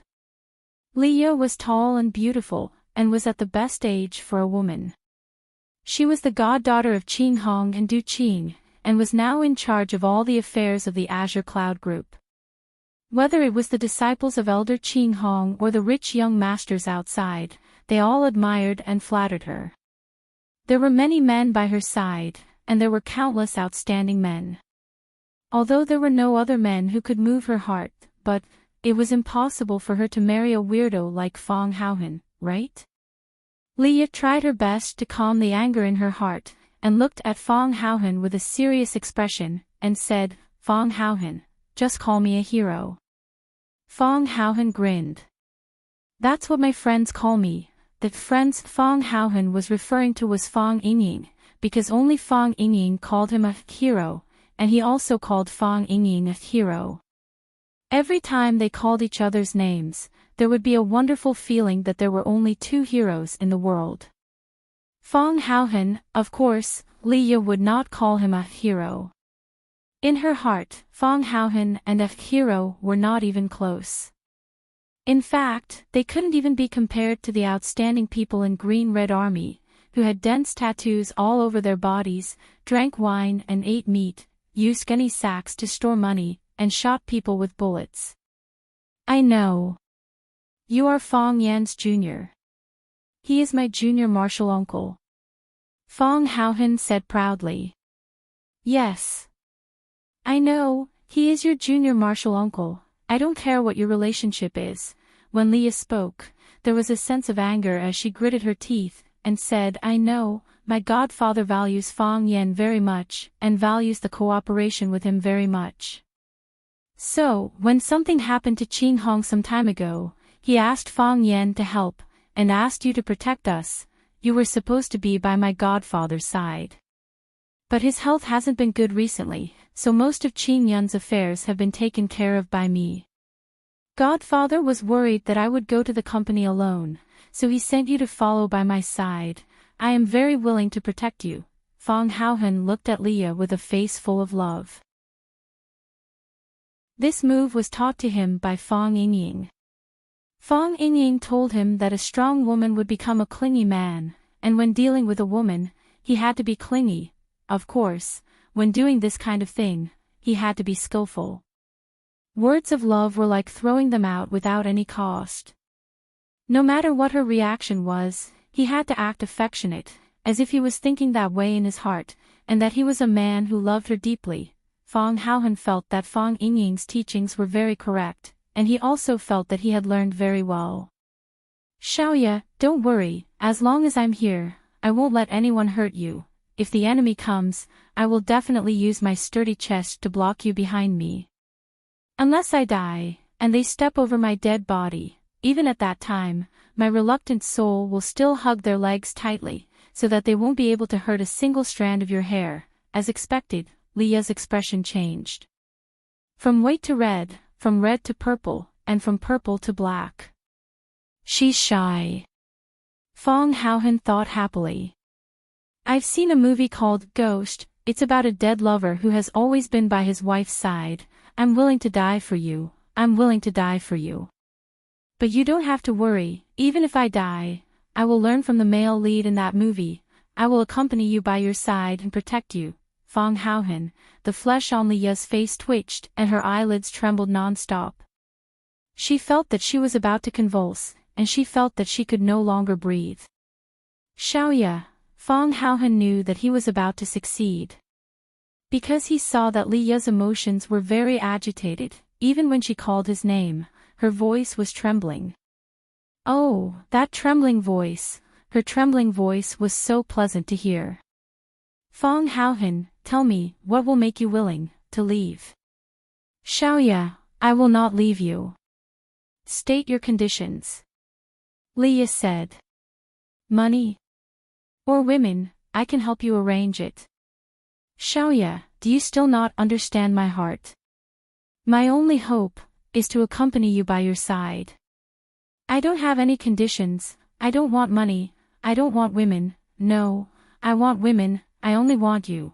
If you are willing, state your conditions. How can I be with you forever?" "Xiaoya, don't worry about me, I'll be fine." Leah took a few deep breaths, forcefully, aggrievedly, with tears in her eyes. She swallowed the crazy anger and the urge to kill, looked at Fong Haohan and said, I know I can't chase you away. I know my godfather doesn't want you to leave. But, I beg you, when you are by my side, don't speak, don't let me hear your voice. It's best if you don't even breathe. Don't appear in front of me, not even a shadow. Protect me in the dark, protect me in the other car. Am I begging you? Is that okay? That's not good, is it? Fong Haohan thought about it seriously, and said, all right. As long as it's your request, I won't refuse, he shouted to the driver beside him, stop the car. Stop the car. The car pulled over.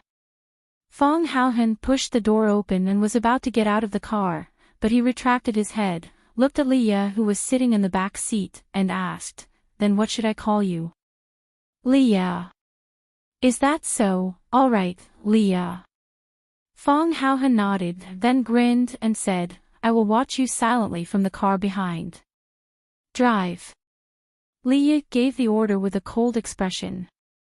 As the car left, Fong Haohan stood on the green belt by the side of the road and waved his hand. A black Volkswagen stopped beside him. There were originally 2 cars following Leah. One of them was her car, and Fong Haohan was supposed to be sitting in the front passenger seat. The other car was a secret guard.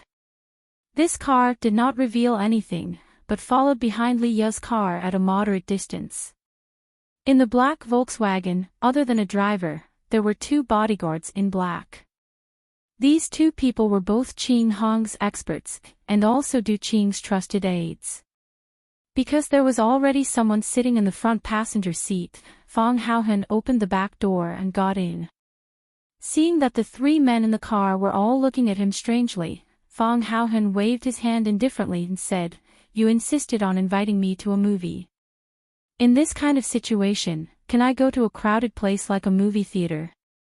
This kind of Missy's temper needs to be taught a lesson. Of course, don't tell her this kind of thing anymore. After all, Xiaoya's personality is not bad, and she has good intentions. Girls are thin-skinned, you guys understand, we understand. We understand. The younger man with a crew cut chuckled and agreed. The middle-aged man with an unshaven beard glanced at Fong Haohan and said, Miss is sitting alone in the car in front, will anything happen? She should be fine. Fong Haohan said with a smile. Aren't the few of us still following behind her? If there's an accident, we can rush over in a few seconds. The middle-aged man looked at Fong Haohan worriedly, but did not say anything. He did not know where Fong Haohan came from, but it was said that boss Du Qing invited him from the outside, an expert. Expert. Gu Hutu and his brothers had been secretly suspicious of Fong Haohan's identity. With his figure, he looked like he could be blown away by a gust of wind. How could he be considered an expert? Why did the experts these days have such serious water leakage? However, since it was boss Du Qing's arrangement, they could not say much. They had followed Du Qing to conquer the world, and after decades, they had a kind of worship for Du Qing. Being able to survive in such a harsh environment, was there anything in this world that boss Du couldn't predict? The others did not speak, so Fong Haohan did not speak either. He lay on the chair, closed his eyes, and thought about his lyrical performance just now. There should be no problem with his words. He firmly followed Fong Yingying's style of being shameless. There should not be any flaws in his acting and expression. After all, he had been practicing in front of the mirror when he had nothing to do, and he really liked Leah, this little girl. He liked her when he saw her photo, he fell in love with her at first sight. After meeting her, he liked her even more, because Leah was even more beautiful than in the photo. Moreover, he was three-dimensional and could be reached with his hand. Her skin was so white, her breasts were so perky, her smile was so beautiful, she knew how to make tea, she liked to read, and she could handle company matters. Fong Haohan thought, after being cheated by junior marshal Uncle Fong Yen for more than 10 years, God finally gave him a huge compensation. But, why does Xiaoya look at me so strangely? Fong Haohan tried hard to think of the answer to this question. At this time, Li Yu's Mercedes-Benz turned around at the traffic light intersection. Just as the Volkswagen was about to follow, a white truck rushed over from the T-junction and crashed into the right side of their carriage. Rumble, a bolt of lightning cut through the sky. While no one was paying attention, the torrential rain poured down from the sky, smashing into the city. Chapter 771. After the explosion, Fong Yan stayed in the villa and didn't go out. His body was still weak, and he still couldn't figure out the state of his body. He couldn't feel any gas in his energy sea, but there were 2 Tai Chi fish, one black and one white, flying and breathing freely inside. It was as if they were living in a river. Lu Chaoge went to work every day, and when she came back, she would buy a lot of Fong Yan's favorite dishes, then put on an apron and cook personally, a woman who could go to the living room, cook in the kitchen, and sleep in the big bed. Who could imagine that the actual controller of Chaoyan Technology, a beauty with a net worth of tens of billions, was willing to make soup for a man at home? Perhaps this was the charm of love. Ever since that honest talk, the two of them never mentioned anything about having a relationship. Of course, they didn't have a second relationship. Their way of getting along was still the same as usual. Lu Chaoge came back from work to cook, and Fong Yan was responsible for washing the dishes. Or when Lu Chaoge came back from work, Fong Yan had already prepared the meal, and then Lu Chaoge took the initiative to wash the dishes. It was quiet and warm, no different from other small couples' families. Tonight, Fong Yan was cooking, so Lu Chaoge wore an apron and washed the dishes in the kitchen. After Fong Yan made 2 cups of hot tea, he sat on the sofa in the living room and watched TV. The weather was sultry, and dark clouds rolled. It looked like there was going to be another rainstorm today. It was no longer the rainy season in Huaqing, but there was still plenty of rain every day. One moment it was sunny, the next it was stormy, and when it was raining, the sun would shine. The people of Huaqing had been tortured by this unpredictable and unreasonable weather. Rumble, when the first bolt of lightning cut through the sky, Fong Yan turned and looked into the courtyard. The entire courtyard was illuminated by the lightning. The green lawn, the deep trees, and the dark iron pillars of the courtyard's gate were all clearly visible. Walala, the heavy rain poured down as if there was a god playing a prank above, pouring basin after basin of water down. What a heavy rain, Fong Yan said to Lu Chaoge, who was busy in the kitchen. Lu Chaoge took off the dishwashing gloves on his hands, untied the apron around his neck, and put it on the clothes hanger. He looked at the glass window that was being hit by the raindrops and said, "The weather forecast said it would rain today." After a pause, she said, "Do you want to call Grandpa? Doesn't his leg hurt when it rains?" Fong Yan's grandfather Fong Hui had been paralyzed for many years, and because he didn't exercise for a long time, he suffered from rheumatism. He used to soak his feet with medicine, and his rheumatism was almost healed.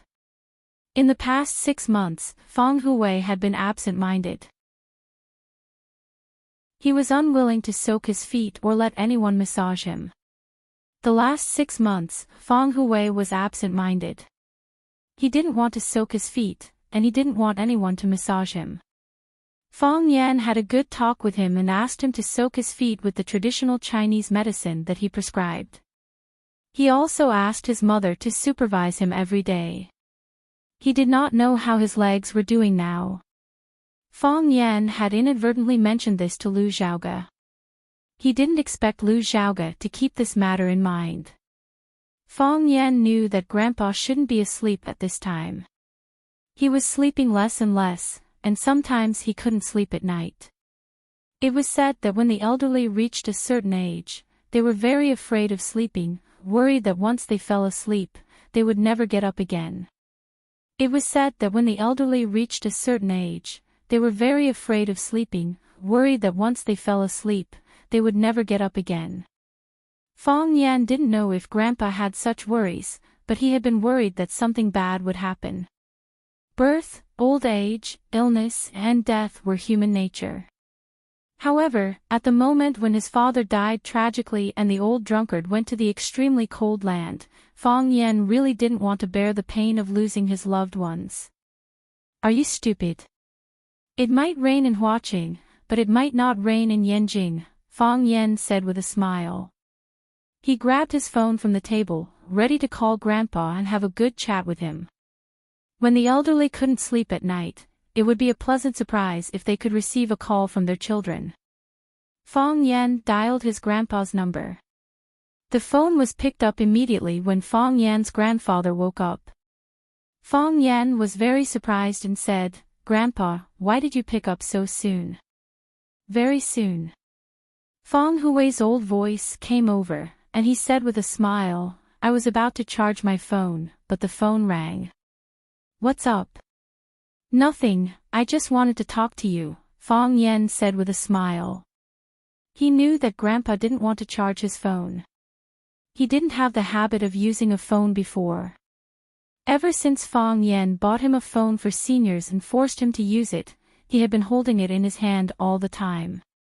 The day he received the gift, he called his eldest daughter, his second daughter, and his youngest daughter who was far away in Mingzhu. He even called his old friend Lu Gong and talked for more than half an hour. He was always waiting for the phone to ring, because his family was on the other end of the line. That was what this old man, who had been a famous soldier all his life, looked forward to the most. "It's raining in Huaqing, and Chaoga knows that your legs aren't feeling well, so she asked me to call you to check on you." "Chaoga?" Fong Hui obviously knew about Lu Chaoga, and he asked in a low voice, "Are you with Chaoga?" "Yes," Fong Yen said frankly.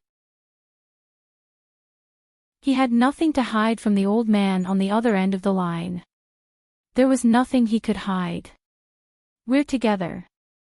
As expected, Fong Hui said after a moment of silence, "Fong Yen, you should know that I've always wanted you to be with that girl from the Yi family. It's been my wish for so many years, Grandpa, I know." Fong Yen knew that his grandpa had guessed something. The old man's wisdom had always been beyond his imagination. "I'll take care of it." "You won't," said Fong Hui. "You've never had any relationship experience. You're like a newborn when it comes to this kind of thing. How are you going to deal with it? High IQ doesn't mean high EQ, plus, you're neither. You can't betray Wenwan," Fong Hui said seriously. "Grandpa, I know," Fong Yen said without hesitation. However, his mind was a little uneasy, like the cold wind that was whistling past outside. How was he supposed to explain everything to Yinwan? "Wenwan, I'm in love with another woman. Wenwan, I'm in love with another woman. Wenwan, you." Fong Yen felt that he was such a scumbag. Feeling terrible, Fong Yen glanced at Lu Chaoga and said, "Grandpa, I told Chaoga that she's my woman. I'll explain it to Wenwan as well. How about you scold me instead?" Lu Xiaoga didn't listen to the conversation between Fong Yen and her grandfather. Instead, she sat on the high chair in front of the floor-to-ceiling window with the tea that Fong Yen had brewed for her.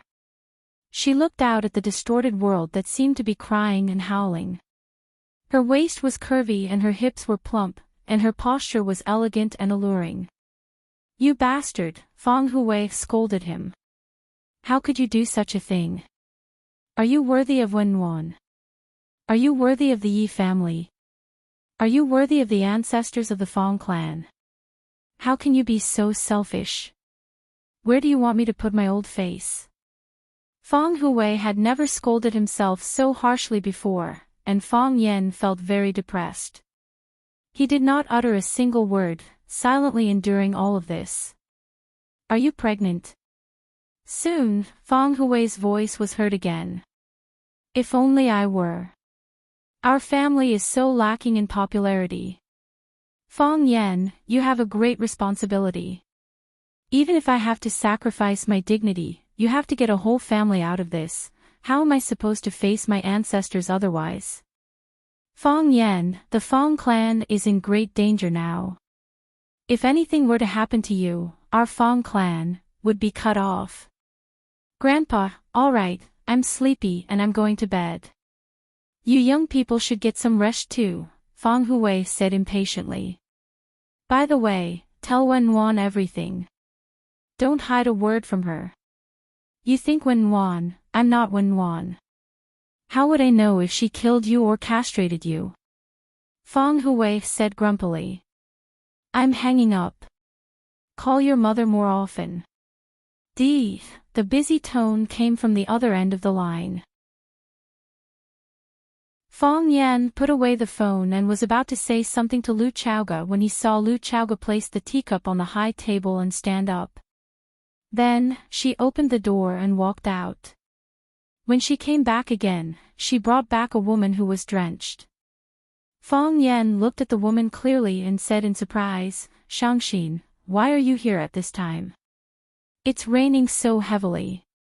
Jiang Shangxin took the towel from Lu Chaoga and wiped the rainwater off her face and head. She looked at Fong Yan, who was sitting on the sofa and drinking tea, and said, It wasn't raining when we set off, but it suddenly started raining when we reached the entrance of the neighborhood. It wasn't convenient for me to drive back then. I could only bite the bullet and rush in. However, I didn't get wet. I drove all the way to the entrance of the courtyard and only got a few drops of rain when I walked a few steps. Lu Xiaoga invited Shangxin to take a seat and personally brewed a cup of tea for her. Thank you. Jiang Shangxin took the tea and said gratefully. Lu Chaoga smiled and said, You guys continue chatting, I'm going upstairs to read a book. Chaoga. Fong Yan called out. Sit down and listen to it. Shangxin's visit this time should be related to the matter with the Jiang family, right? Jiang Shangxin didn't suspect that Fong Yan had planted an undercover agent around her. Even if he really did that, it would be natural. Even she couldn't find a reason why Fong Yan would trust her 100%.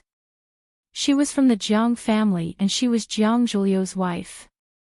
Lu Chaoga nodded and sat down beside Fong Yan again. The two of them looked at Jiang Shangxin and waited for her to explain the reason for her visit. Jiang Shangxin held the teacup and took a sip of hot tea. Then, she looked at Fong Yan and Lu Chaoga and said, General Jiang came to look for me. Yeah. Fong Yan nodded. He wants to buy my shares of Longtu Group. Yeah. Fong Yan nodded again. Jiang Shangxin looked at Fong Yan strangely and asked, You knew about it long ago? I guessed it long ago. Fong Yan said. He looked at the violent and rapid raindrops outside and sighed. Looking at the time, it's about time for the Jiang family to attack. Chapter 772. Caught off guard, the Volkswagen was hit by the van from the middle. The body of the car creaked, the front of the car shook violently, and then the whole car rolled in the middle of the road. Screech, the hard metal and the asphalt ground rubbed against each other, sparks appeared, but they were extinguished by the pouring rain. Splat, splat, the rain was heavy and heavy, as if it had a deep hatred for everything that grew on the earth. The van that rushed over did not turn around and leave after committing the crime. Instead, the front of the car was still pressed against the side wall of the Volkswagen, and the accelerator was increased, and increased. The van's engine roared, and the tailpipe emitted thick black smoke. They pushed the car's horsepower to the maximum. Everyone knew that this was not an ordinary collision, but a premeditated murder. That is, if the people in the car were still alive. Creak, creak, the body of the car was flipped over, and the van slid all the way, and then slammed into the green belt in the middle of the road. A large hole was formed on the surface of the car, and the part that was sunk in became a huge iron blade, fiercely hitting or stabbing into the passengers closest to them. A large amount of blood flowed out from the gap of the car door, and just as it appeared red, it was instantly diluted by the rain on the road.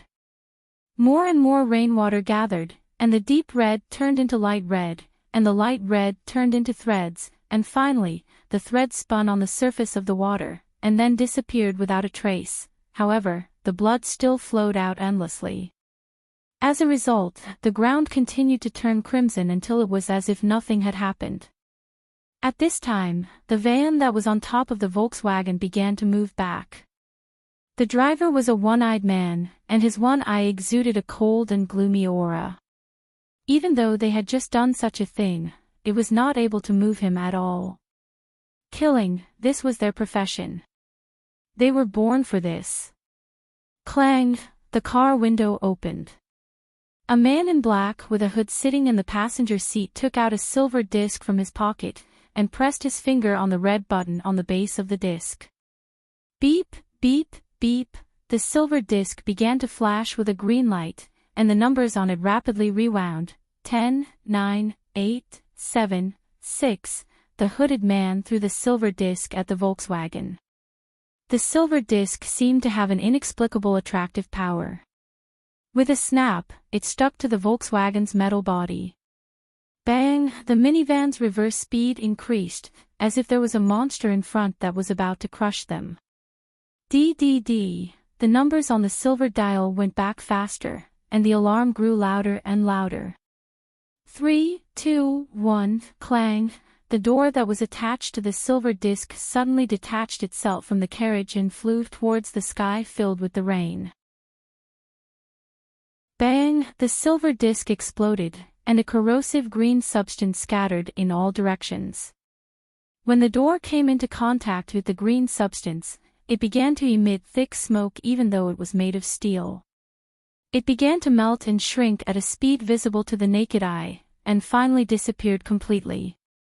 Not only the car door, but the green liquid that enveloped the sky, the rainwater, and the air that came into contact with it all turned into white gas and disappeared.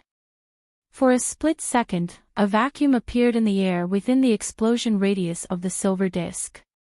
There was no oxygen, no rain, only the white smoke that came out from the burning. At the same time that he kicked the metal door into the air, Fong Haohen's body was like an agile hunting dog as he pounced towards it. He did not run towards the minivan that caused the accident, but towards the left turn, towards the direction where Li Ya's Mercedes-Benz disappeared. It was obvious that their target was not him, nor the two thugs from the green-red gang that had their hearts and abdomens pierced by the metal shrapnel. Their target was Li Ya. And only Li Ya. Seeing Fong Haohen jump out of the Volkswagen and disappear into the rain in the blink of an eye, the one-eyed man and the hooded man in the minivan were shocked. They had long discovered the existence of the minivan, and their existence was to get rid of the minivan that was protecting them in the dark, so that the mission ahead could proceed smoothly. Originally, they thought that they had succeeded.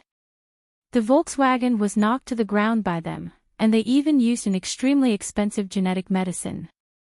Just one drop was enough to turn a cow into a puddle of liquid.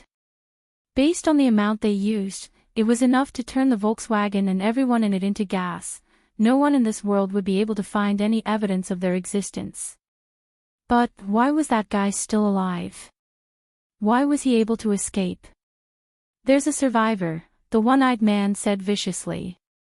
As he spoke, he stepped on the accelerator, and the minivan no longer retreated, but instead charged towards the direction where Fong Haohen disappeared into. He's a good fighter. The hooded man's voice was emotionless. He was like a dead person, a zombie. Kill him. Looks like they were prepared. The one-eyed man's voice carried a hint of mockery. That old dog Du Qing sure is considerate to his goddaughter. It won't change the overall situation. After the hooded man finished speaking, when the minivan was moving at high speed, he pushed open the door and jumped onto the roof. He stood on the roof and watched Fong Haohen's running figure. Fong Haohen's body was skinny, and his hands and legs were long. People often said that he looked like a human pole, or a scarecrow that was used to scare birds and beasts in the fields. However, when he ran with all his might, his speed was shockingly fast. Fong Haohen was very anxious. He was worried that something would happen to Leah. He was sent by Junior Marshal Uncle to protect Leah. He could not let Junior Marshal Uncle down. Most importantly, what he said to Leah was true. He said that he would protect Leah. He said that he would not let Leah come to any harm. He also said that even if he died, if those bad people stepped over his body, his unwilling soul would hug their legs. Of course, if they did not step over his body, then there was nothing he could do. Fong Haohan did not know how to like, how to love. In his life, there had never been such a word. If someone asked him, "Do you like or love Leah?" he would definitely be confused, not knowing what you were talking about. What was the difference between the two? Didn't they all want to be with her? Fong Haohan knew that he was not a hero, but when his woman was in danger, he had to stand up and save her. He didn't think about anything, and he didn't have time to think about anything. At this moment, there was only one belief in his heart: no matter what, Leah must be safe. He faced the strong wind and the torrential rain, rushing towards where his hope lay. He saw the Mercedes-Benz, which was parked by the side of the road. It seemed that it had also encountered danger. Thinking of this possibility, Fong Haohan became even more anxious. Bang! His body suddenly left the ground, his body leaped into the air, and then fell towards the wetland in front of him. He was attacked from behind, and someone kicked him in the back. His whole body was burning in pain, and his bones felt like they were about to fall apart. Fong Haohan's body slid on the ground, then he jumped up and ran towards the Mercedes-Benz again. He didn't even look back to see who was sneaking up on him. He knew what the goal of those bad people was. They wanted to stop him from saving Leah. But, no matter what, he had to save Leah. This was the most important thing in the world. Fong Haohan jumped over the green belt, ran a few steps, and suddenly turned to the left. Whoosh! A big foot appeared in the dark night sky, passing through the place where he was just standing. Clang! The leather boots fell to the ground, and the hooded man stood in front of Fong Haohan. He looked at Fong Haohan, who wanted to go around him again, and said, "I know you don't have much time, but you'd better get past me first." Fong Haohan tilted his head in thought, then clenched his fist and ran towards the hooded man. As he ran, the bones in his body creaked loudly. But what was even more surprising was that his body was shrinking. With every step he took, his body would become shorter and smaller. By the time he reached the hooded man, Fong Haohan, who was originally much taller than the hooded man, looked like a child who could only reach the hooded man's shoulder. Bone shrinking art. Everyone in Swallow Dock knew that Fong Yingying and Fong Haohan were the two disciples that Mo Qingdi took in during his travels to challenge the world's strongest fighters. But what they didn't know was, when Mo Qingdi met Fong Haohan was performing the bone-shrinking skill. Fong Yingying was rolling iron rings, while Fong Haohan was able to pass through a very small iron ring. Not knowing what Mo Qingdi was thinking, he brought them back to Swallow Dock. While teaching them Fong Tai Chi, it was more important to let them display their own strengths. As a result, they became as shameless as Fong Yan. Fong Haohan's fist was also shrinking. Finally, it turned into a child's fist. But the fist was white. The night was dark, and the rain was thick. But you could still clearly see the whiteness of the fist, as if he was holding a luminous pearl in his hand. The light of the luminous pearl shone through the gap between his fingers. "Leah!" He shouted Leah's name, then punched the hooded man's chest. Chapter 773. The person who understood you the most would always be your opponent. This sentence would never get old no matter what era it was. Fong Yan understood the Jiang family and knew that the Jiang family would definitely take revenge on him. He even knew that the Jiang family would definitely think of ways to instigate him. Of course, General Xing definitely understood Fong Yan and could guess all of this. Therefore, he met him openly and had no intention of hiding anything. Thinking of this, Jiang Shangxin was looking forward to the battle between these two men. The previous battle between Jiang Junling and Fang Yan ended with Jiang Junling's defeat. What about this time? They were both outstanding men from the Jiang family. Would General Xing be able to take revenge for his brother and defeat Fang Yan? So you already know about all these and have made sufficient preparations. Jiang Shangxin sighed and said. Jiang Shangxin knew that Fang Yan was a smart person. She knew that even if she didn't come, Fang Yan would definitely know that General Xing had gone to see her. Of course, she didn't have the intention to hide it from Fang Yan when she specially chose the Longtu building as the meeting place. Jiang Shangxin knew that although she was in control of the Longtu group now. However, Fang Yan, Lu Chaoge, and Lan Shanggu had a greater share of the Longtu group. As long as they wanted to, they could kick her out at any time. If she hadn't been harmed so badly by Jiang Junling, if Jiang Zhulu hadn't wanted to kill her, if Fang Yan hadn't saved her life, she probably wouldn't have had the chance to take over the Longtu group, right? What kind of relationship did she have with Fang Yan? Collaborator? Friend? Or was it his woman or a dog?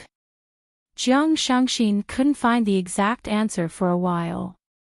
However, she could tell from the small movements between Lu Chaoge and Fang Yan that Lu Chaoge had already become Fang Yan's woman. Thinking of this possibility, Jiang Shangxin couldn't help but feel her heart warm up. Will I have such a day myself? Jiang Shangxin thought to herself, if he says that he likes me, if he wants to. Should I submit to him? Or push him away? It's one thing to know, but it's another to be fully prepared. Fang Yan held the teacup and looked at the rain outside the window thoughtfully. No matter who it is, they won't be able to relax when facing a giant like the Jiang family, let alone say that they're fully prepared. It was just that he didn't know how much strength the generals would use in their attacks. Fight to the death. Jiang Shangxin frowned slightly and said, General Xing looks like he's determined to win. I'm sure they've already found a breakthrough point. Is there any problem on your side? I'd rather sacrifice all of Chaoyan technology in order to tear off a piece of the Jiang family's big tiger's flesh. As long as there's blood, the other families will swarm in. At that time, even if the Jiang family wants to stop it, they won't have the chance, Lu Chaoge said calmly as if she was talking about something insignificant. One had to know that Chaoyan Technology was also a giant company, and its development prospects were limitless. He was the child that Lu Chaoge had raised single-handedly, and he was her everything. She was the biggest shareholder of Chaoyan Technology. Based on the current valuation of Chaoyan Technology, Lu Chaoge's net worth was tens of billions of Huaxia dollars. With the development of Chaoyan Technology or the rise of the energy industry, what figure could her net worth reach? For Fang Yan, she was willing to give up everything. Even if she had to sacrifice her last soldier and shed her last drop of blood, she wanted to seriously injure the Jiang family. Jiang Shangxin couldn't help but be moved. She shifted her gaze to Lu Chaoge and said, even if the Jiang family makes a move, I'm afraid they won't dare to do anything to Chaoyan, at least not openly. After all, Chaoyan Technology doesn't just belong to you and Fang Yan, the Qin family also owns a large proportion of the shares. If they want to deal with you, the first thing they'll do is to reach a settlement with the Qin family, This sentence made Fang Yan and Lu Chaoge look a little embarrassed. Yes, if the Jiang family were to make a move on Fang Yan and Lu Chaoge, the first thing they had to be cautious about was the Qin family's attitude towards this matter. The Qin family was the biggest shareholder of Chaoyan Technology, and also the big backer behind Fang Yan and Lu Chaoge. Chaoyan Technology was able to take root and grow rapidly under the covetous eyes of a pack of wolves. On one hand, it was because of Lu Chaoge's ability and persistence, and on the other hand, it was because of the Qin family supporting them from behind. Be it the technical personnel or the security forces, most of them were sent by the Qin family. Whether it was the former head of Lu Chaoga's guards, Scholar, or the current head of the guards, Qin Ning, they were all experts sent by the Qin family. In Chaoyan Technology, Lu Chaoga was the largest shareholder, the Qin family was the second largest shareholder, and Fang Yan was the third largest shareholder. According to the proportion of shares, it was natural that Fang Yan and Lu Chaoga had the advantage. For so many years, under the strong support and promotion of Qin Etienne, the Qin family's support and help to Chaoyan Technology was meticulous. The relationship between the two sides had always been very harmonious, and it could be said that they had spent a long period of honeymoon. However, where there were interests, there would be fights. The founding party led by Lu Chaoga and the parachute party backed by the Qin family had always been in a state of open and secret struggle. Lu Chaoga wanted to maintain her leadership position, but the Qin family also wanted to seek a greater voice in Chaoyan Technology. The more rapid the development of Chaoyan Technology, the brighter the future prospects, and the stronger the Qin family's ambition. If someone made a move on Fang Yan or Lu Chaoga, the Qin family would naturally be furious and fight back. However, the Qin family and the Jiang family were giant families with equal power. There were even rumors that the Qin family and the Jiang family wanted to unite by marriage between Qin Etienne and Jiang Junling. Although the two families had never admitted it directly, it was a fact that Jiang Junling and Qin Etienne had been very close for a period of time. If, just to say that there was such a possibility, if the Jiang family had greater benefits, for example, after they destroyed Fang Yan and Lu Chaoga, let the Qin family occupy the dominant position of Chaoyan Technology, or directly give the entire Chaoyan Technology to the Qin family, perhaps it was an equally irresistible benefit. How could the Qin family not be tempted? With the disappearance of Fang Yan and Lu Chaoga, who would be the biggest winner? Would it be the Jiang family? The Jiang family was just taking revenge. The Qin family was the biggest winner. They would own the entire Chaoyan Technology. Sometimes, the real enemy was not the opponent who fought with you fiercely with swords and spears, but the comrade who suddenly stabbed you while you were fighting shoulder to shoulder. Because of Qin Etienne and the mistress rumors, the Qin family's attitude toward Fang Yan was extremely bad. Although Qin Etienne had never said anything, Fang Yan was not an idiot. Could he not imagine the direction in which things would develop? Wasn't the Qin family's attitude toward him obvious at a glance at the Junling clubhouse? Fang Yan looked at Jiang Shangxin and did not know if she said this unintentionally or to remind him. Could it be that General Xing had revealed something in front of her? Jiang Shangxin was also an extremely intelligent person. When she saw Fang Yan and Lu Xiaoga staring at her intently and pondering, Jiang Shangxin immediately understood what they were thinking. She hurriedly explained, "I just said it casually, and I didn't get any information. However, based on my guess, is there really such a possibility?" Lu Xiaoga looked at Fang Yan. She knew that Fang Yan and Qin Etienne were on good terms and understood the girl's deep love for Fang Yan. Although Qin Etienne was young, he was outstanding and had helped his mother manage the Qin family's business for the past few years. His schemes and victories were dazzling and amazing. Many people said that the Qin family had another, spirit fox. Some even said that the essence of the Qin family's thousands of years of spiritual energy had been gathered on this girl. If Fang Yan gave Qin Etienne a call, wouldn't he know a lot of things? Fang Yan shook his head and said, "I will keep this matter in mind." Jiang Shangxin originally wanted to stay for a while before leaving, but the rain was getting heavier and it seemed like it would not stop anytime soon. That little princess of the Qin family, she probably knows something. Jiang Shangxin looked at Fang Yan and asked, "I will personally make a trip to the Yan capital."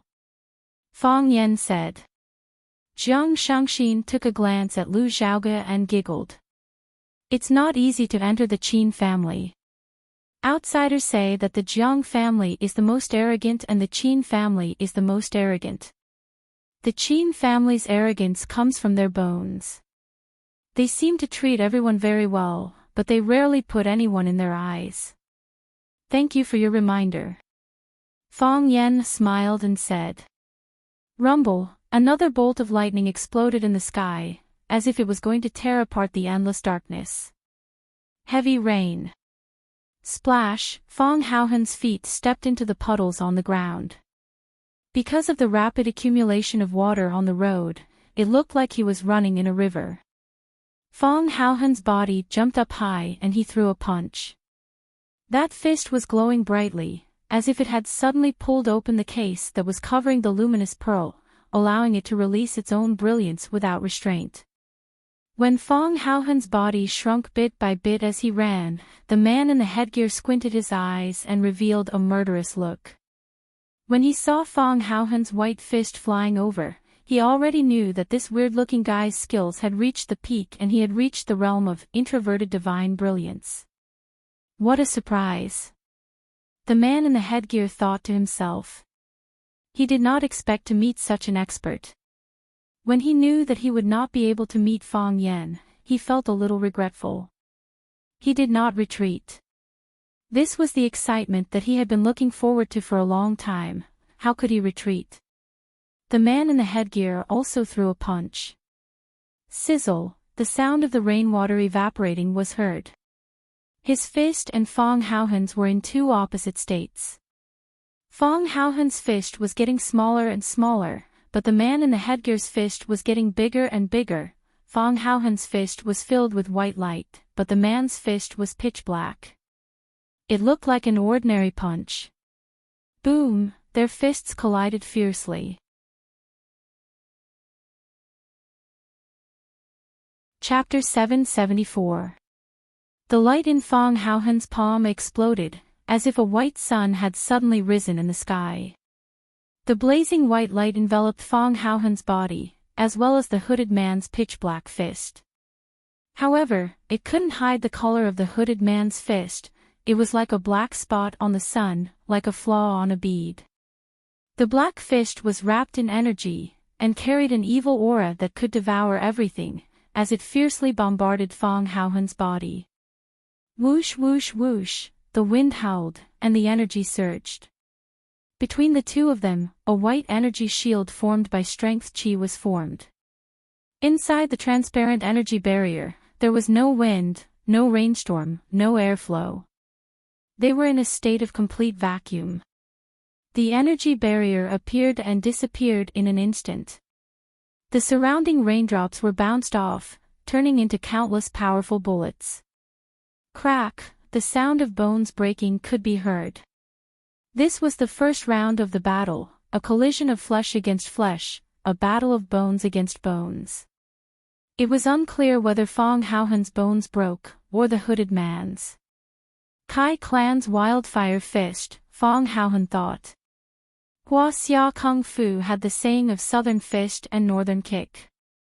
Southern fist didn't refer to a single fish style, but to the entire Hua Xia Kung Fu that was superior to the northern Kung Fu. Fast, accurate, ruthless, and always able to come up with something new. In the north, the Bailey clan's Bailey godly fist was the best, but in the south, there was the Kai clan, Li clan, and Huo clan. The Kai clan's wildfire fist, the Li clan's five grappling fist, and the Huo clan's mystic fist were all the best. They were also the backbone of the saying of southern fist and northern kick for hundreds of years. Fang Haohen was Mo Qingdi's disciple, although his drunkard master wasn't very qualified, and he often slacked off. But Qingdi liked to explain the various characteristics and uses of the world's kung fu to Fang Yan and his two disciples. The Kai family's wildfire fist was naturally in his explanation, so Fang Haohen recognized the origin of this fist technique the moment he came into contact with it. Deal with change with constancy, deal with constancy with change. The only thing that didn't change was the way he used his strength. It was fierce, ferocious, firm, and unbelievably fierce. Moreover, once the battle began, it would be like a wildfire that would never stop. It looked like it was going to burn everything, including the grasslands, the mountains, and even the black soil on the ground. What was ever-changing was their fished path. Their fished path had 127 variations, and this was the official number from a few years ago. Perhaps even the old drunkard didn't know how many changes there were now. Wildfire burns the city. The hooded man was indeed a member of the Kai family, and he was a very important person. It was also because of his extraordinary identity that he was wearing black clothes and a black hood that covered his head completely. He used 90% of his strength in this strike. He wanted to smash Hero Fong into a pile of bones with a single punch, even though he looked like a silly-looking big guy. "Die!" the masked man shouted in a muffled voice. Boom! The light in Fong Haohen's palm flashed again, like the last radiance of the setting sun, or the rebound before death, and then disappeared. Hiss! Fong Haohen and the hooded man's bodies were motionless at first, but then, as if they had been electrocuted, they bounced back in the opposite direction at the same time. Whoosh! Fong Haohen's feet slid quickly on the ground, creating wave after wave of water. A majestic force pushed his body backward. In the process of retreating, his shrunken body began to swell and grow larger. Crack, crack, crack, the bones in Mr. Fong's body kept creaking. When he struggled to stand in the rain, his body had returned to its previous dry and skinny body of a utility pole. The hooded man's body flew into the air and smashed into the distance. His body passed through the rain and the green belt by the side before falling to the ground with a thud. As the ground was too slippery, his body slid all the way until he hit a billboard by the side of the road. Pwah! The hooded man's chest was agitated, and then he spat out a mouthful of blood. He was injured in that attack just now. He was actually injured. The wildfire fist was known for its strength, and the way it was used was very unique. Usually, a single strike would cause even top experts to feel agitated, unable to calm down for a long time. But what was up with this skeleton monster today? He still couldn't understand the meaning of the two flashes of light. According to his realm of converged divine essence, he could only complete an attack of that level with all his strength. He retracted his power and blasted it one more time. That's impossible. The hooded man shook his head in denial. How old was this monster? How could he have reached the legendary heavenly Tao realm of inner strength circulation? Or could it be that this was a method of exerting strength that he didn't know of? The hooded man had blocked Fong Haohen's first flash of light, but his body was injured by the second flash of light. Although the second flash of light wasn't as bright as the first, and the strength wasn't as great as the first, it was enough to seriously injure the hooded man who was temporarily in a blank state. He felt like his organs had shifted, and what was even more unbearable was that his right arm was in excruciating pain. During the battle, he heard the crisp sound of bones breaking. It wasn't hard to imagine that it was the sound produced when one's bones couldn't withstand the heavy blows. The torrential rain poured down on his face and body. Most of his body was soaked in the rain, and he looked indescribably wretched. The hooded man suddenly felt a little regretful. Why did he have to make this journey? When he heard that his opponent was the rare genius of the Taiji lineage, Fong Yen, he felt an upsurge of emotions, but he also felt disdain. Hype, it was all hype. In today's society, people's hearts were getting worse. Even some of the people in the inner world were infected with the bad habits of the outside world. Kung Fu was trained day and night with punches and kicks. How could it be packaged and hyped up? He came out this time to have a good battle with Fong Yen, to expose the false face of the revival of Taoism. When he came out to carry out the mission today, he felt a little unhappy when he heard that he might not be able to meet Fong Yen. He came for Fong Yen, but if he couldn't even meet Fong Yen, what was the point of coming out? What? My opponent is a martial nephew of Fong Yen. When he heard the news, he nearly smashed the table he was eating at. He shouted at those people, "Isn't this insulting?" Only now did he know that others weren't insulting him, but he was the one who insulted him the most. Isn't this insulting?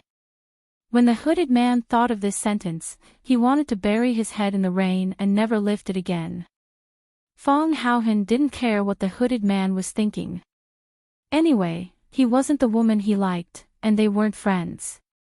After Fong Haohan's figure stood still, he glanced at the hooded man's position and quickly ran in his direction. Let's get rid of him first, Fong Haohan thought in his heart. Anyway, it's just something along the way. He had to admit that after being with Fong Yan for a long time, he would more or less be infected with Fong Yan's temperament of not wanting to be at a disadvantage and desperately trying to take advantage of others. For example, he had already defeated his opponent. If he killed him along the way, then even if he suffered some losses, it wouldn't seem that big, right? Of course, 100 hooded men couldn't be compared to his Xiaoya. Not even 1,000,000. Kacha, Fong Haohan's body bent slightly, and he dived toward the hooded man's position. His body spun rapidly. As he spun, a bullet passed by the side of his body. One Eye drove toward the hooded man with one hand, and with the other hand, he raised a silver pistol and pulled the trigger at Fong Haohan. Fong Haohan dodged to the side of the car. Just as the van was about to pass him, he suddenly jumped into the van through the open window. One Eye was shocked. He had just seen Fong Haohan's bone-shrinking ability. But wasn't this kid's tunneling ability too amazing? If he knew Fong Haohan's profession before he met Imo Qingdi, he probably wouldn't have let out such a sigh. Fong Haohan's tunneling speed was fast, but One Eye's reaction speed was even faster. When he saw Fong Haohan appear next to him, he immediately raised his gun and pulled the trigger at Fong Haohan, who was in the passenger seat. There was no pause in the process. Not even a second. Kacha, he pulled the trigger, but no bullet was fired. Where's the bullet? Where's the bullet? Where's the bullet? Crack, crack, crack, Fong Haohan threw the unloaded bullet on the ground, then snatched the pistol from One Eye's hand, and smashed it heavily into One Eye's head. Kacha, after 2 or 3 hits, One Eye's head was a bloody mess. His forehead was covered in blood, and his only eye had become blurry due to the blood that had seeped into it. Heaven has a path, but you don't want to take it, and hell has no doors, but you want to barge in. You want to die. I'll send you to die. One Eye's face was ferocious, and he laughed maniacally. He slammed his palm on a red button on the steering wheel, and then the van he was in exploded into pieces with a loud bang. Green liquid splashed everywhere, and the body of the van was quickly corroded into thick smoke.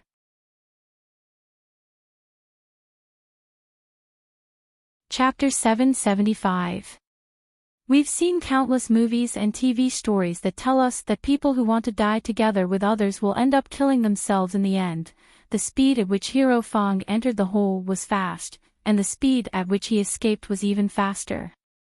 When Fong Haohan saw the one-eyed man laughing hysterically, he knew that he would do something shameless. When Fong Haohan heard the one-eyed man shouting lines like, "There's a way to heaven, but you don't take it, but you rush into hell," he knew that he would do something shameless. If you were a movie lover, you would know that any character who shouted this line was either going to kill someone or be killed very soon. There were no exceptions. The one-eyed man had just raised his hand, and before he could hit the car's steering wheel, Fong Haohan's head shrank and he rolled out. Now was not the time to be a hero. Besides, even if Fong Yingying was here, he would probably run away faster.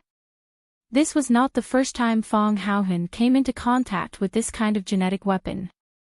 Before he encountered these killers today, Fong Yan had already told him about the horror of this weapon. Fong Haohan would never forget the serious expression on Fong Yan's face when he mentioned this weapon. He said, run as far as you can and don't look back. Later, Fong Yingying asked, what if I can't run away? Fong Yen looked at Fong Yingying and said, if I can't run away, then try to turn around and kill them. Fong Haohen knew that people with physical disabilities could also be mentally disabled. People with this kind of mental disability could do anything that ordinary people could not understand, such as suicide. Therefore, Fong Haohen ran away shamelessly. Even if the one-eyed man was faking it, if he didn't slap him, he would accept it. The one-eyed man finally slapped him. The van they were driving was a genetic explosive warehouse. The control button was on the steering wheel controlled by the one-eyed man. When he detonated the bomb, the van exploded with a bang. The green light flickered, and even the heavy rain could not dilute its density. Not only did it not extinguish them, but the dense raindrops that fell on them immediately evaporated into gas. The green genetic agent was extremely corrosive. Rainwater, grass, soil, and even the metal body of the car, the one-eyed man's body was annihilated in the flames and then burned into ashes or gas. Clang! Half of the car bounced in the air before landing heavily on the ground. When it hits the ground, it's hard to tell what it really is. Moreover, it was shrinking and disappearing at a speed visible to the naked eye. Quang quang quang, Fong Haohen walked up to the hooded man. Fong Haohen looked at the man soaked in the rain and said, why bother? Does the Kai family need to be someone else's dog? It's not easy for anyone to live, the hooded man said sorrowfully. Just like you now, it's not easy for you to kill someone, but for someone else to kill you. Yeah, it's not easy for anyone to live. Fong Haohen nodded and said, you guys kidnapped Leah. Taken away. The hooded man nodded and said, we are only in charge of intercepting them. The people who are really in charge of snatching them are very strong, not any weaker than you or I. If Leah doesn't have a stronger expert protecting her, they should have succeeded. Now that I think about it, I thought the mission on the other side would be a bit more dangerous, but I didn't think we would run into a tough one. This is fate, then I'll have to trouble you. Fong Haohen wiped the rainwater off his face and spoke with a very serious tone. Tell me where they went, I'll go and get her back. I don't blame you for wanting to kill me, and then. You don't have to die, you're very good at negotiating, and the conditions you offer are also very tempting. The hooded man laughed loudly. But I can't promise you that. Is there something you're more afraid of than death? There is. What is it? My entire family is dead. Fong Haohen went silent for a bit, then said, I can understand your situation. To be honest, I really want to let you go. That's making things too difficult for you. The hooded man smiled and said. If I leave, I'll still have to listen to someone else's orders, become their dog, and kill people, kill you, and kill your family. That's right. That's why I can't let you go. Fong Haohen was a bit annoyed as he scratched his head a few times and said, what do you think I should do? I'll listen to you. You're really making things difficult. The hooded man smiled bitterly. What kind of advice can I give you for something like this? Fong Haohen looked straight into the hooded man's eyes and asked, can you take off the hooded man's head? Why bother? The hooded man smiled and said, I'm already going to die, why humiliate me again? That's true. Fong Haohen nodded and said, if you don't want me to see, then I won't. The hooded man propped himself up with one hand and climbed up from the rain. Because the rain had soaked his clothes, the black night clothes and the hooded man's head were tightly stuck to his body, as if they were one with him. The hooded man bowed deeply to Fong Haohen and said, although the winner takes all, but I can't tell you where that woman was taken, I still feel very sorry. Even if you don't tell me, I'll still find her, Fong Haohen said with a resolute expression. If I can't find her today, I'll find her tomorrow. If I can't find her, my junior martial uncle will definitely find her. Fong Yen, how unfortunate that we won't have the chance to meet again, the hooded man said. He raised his uninjured left hand. The left hand clenched into a fist, then began to expand in the air. It carried a cold, dark glint, like the hand of the Grim Reaper. Boom! The hooded man's fist struck his own head. His head exploded like a watermelon. His head, as well as the hooded man's head, turned into scattered pieces of flesh and cloth, flying in all directions. He didn't want anyone to see his face. And no one would be able to see his face again. In order to not bring shame to his family, in order to not bring danger to his family. Fong Haohan blankly stared at the headless corpse that once again fell to the ground, then said to him with a serious expression, "Don't worry, your hatred is also my hatred, I'll carry it for you." The rain was getting heavier, washing away the sins of this world. Fong Haohan's tall body was running in the wind and rain, like a savage from ancient times. Rumble, the sound of a car engine could be heard from the door again. Fong Yan and Lu Chaoge were standing in front of the French window in the living room, watching as the door of the dark Mercedes-Benz opened and a man came out from the passenger seat with an umbrella. Before the umbrella covered his head, Du Qing, in a black trench coat, had already opened the door and got out of the car. Du Qing looked up at the French window in the living room. His and Fong Yan's eyes collided in mid-air through the whistling wind and the dense rain. Fong Yan nodded at him, and then Du Qing strode towards the front door of the villa. Du Qing stood at the door of the living room. He took off his black trench coat, and the bodyguard in black behind him immediately reached out to take it. The bodyguard next to him squatted down to help him take off his shoes, but was pulled up by him and shouted, "When did I, Du Qing, ask my brother to take off my shoes? Get out of the way." Du Qing bent down to take off his shoes, and slowly and calmly untied the shoelaces of his leather shoes. He untied one shoe, then the other shoe. He took off both shoes and put them on slippers, then picked up his leather shoes and put them in the shoe cabinet. Du Qing took the towel that Lu Chaoge handed over, bowed slightly to Lu Chaoge, and said with a smile, "Thank you, Miss Lu." Lu Chaoge nodded and turned to help the guests make tea. Du Qing took the towel and wiped the rain off his face, then walked to Fong Yan's side and stood still.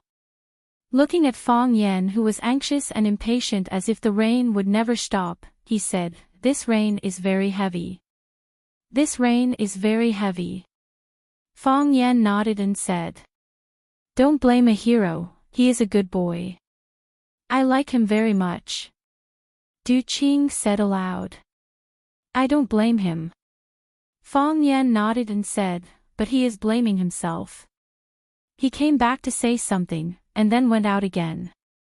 When he went out, Fong Yingying also went out. "My two nephews are usually joking and not decent, but they are a bit stubborn. They will definitely stick to something they are determined to do. They can't be blamed. The main thing is that their improper master didn't teach them well. People were lost, and they were lost in the hands of a hero. So, they will definitely find a way to find them. If they can't find them in one day, then they will look for them for 2 days. If they can't find them in 2 days, then they will look for them for a year, for the rest of their lives. Such a heavy rain, it must have been hard on these two children." Du Qing sighed.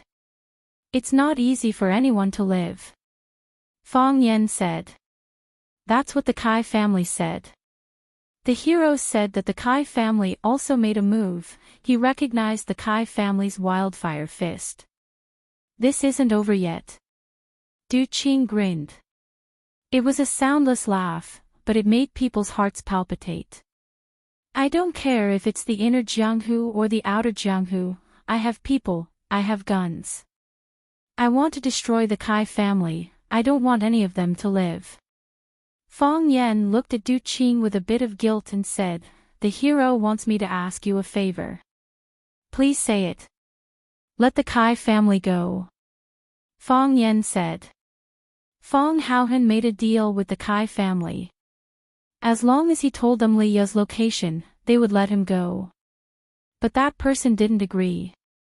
He said that the thing he feared more than death was the death of his entire family.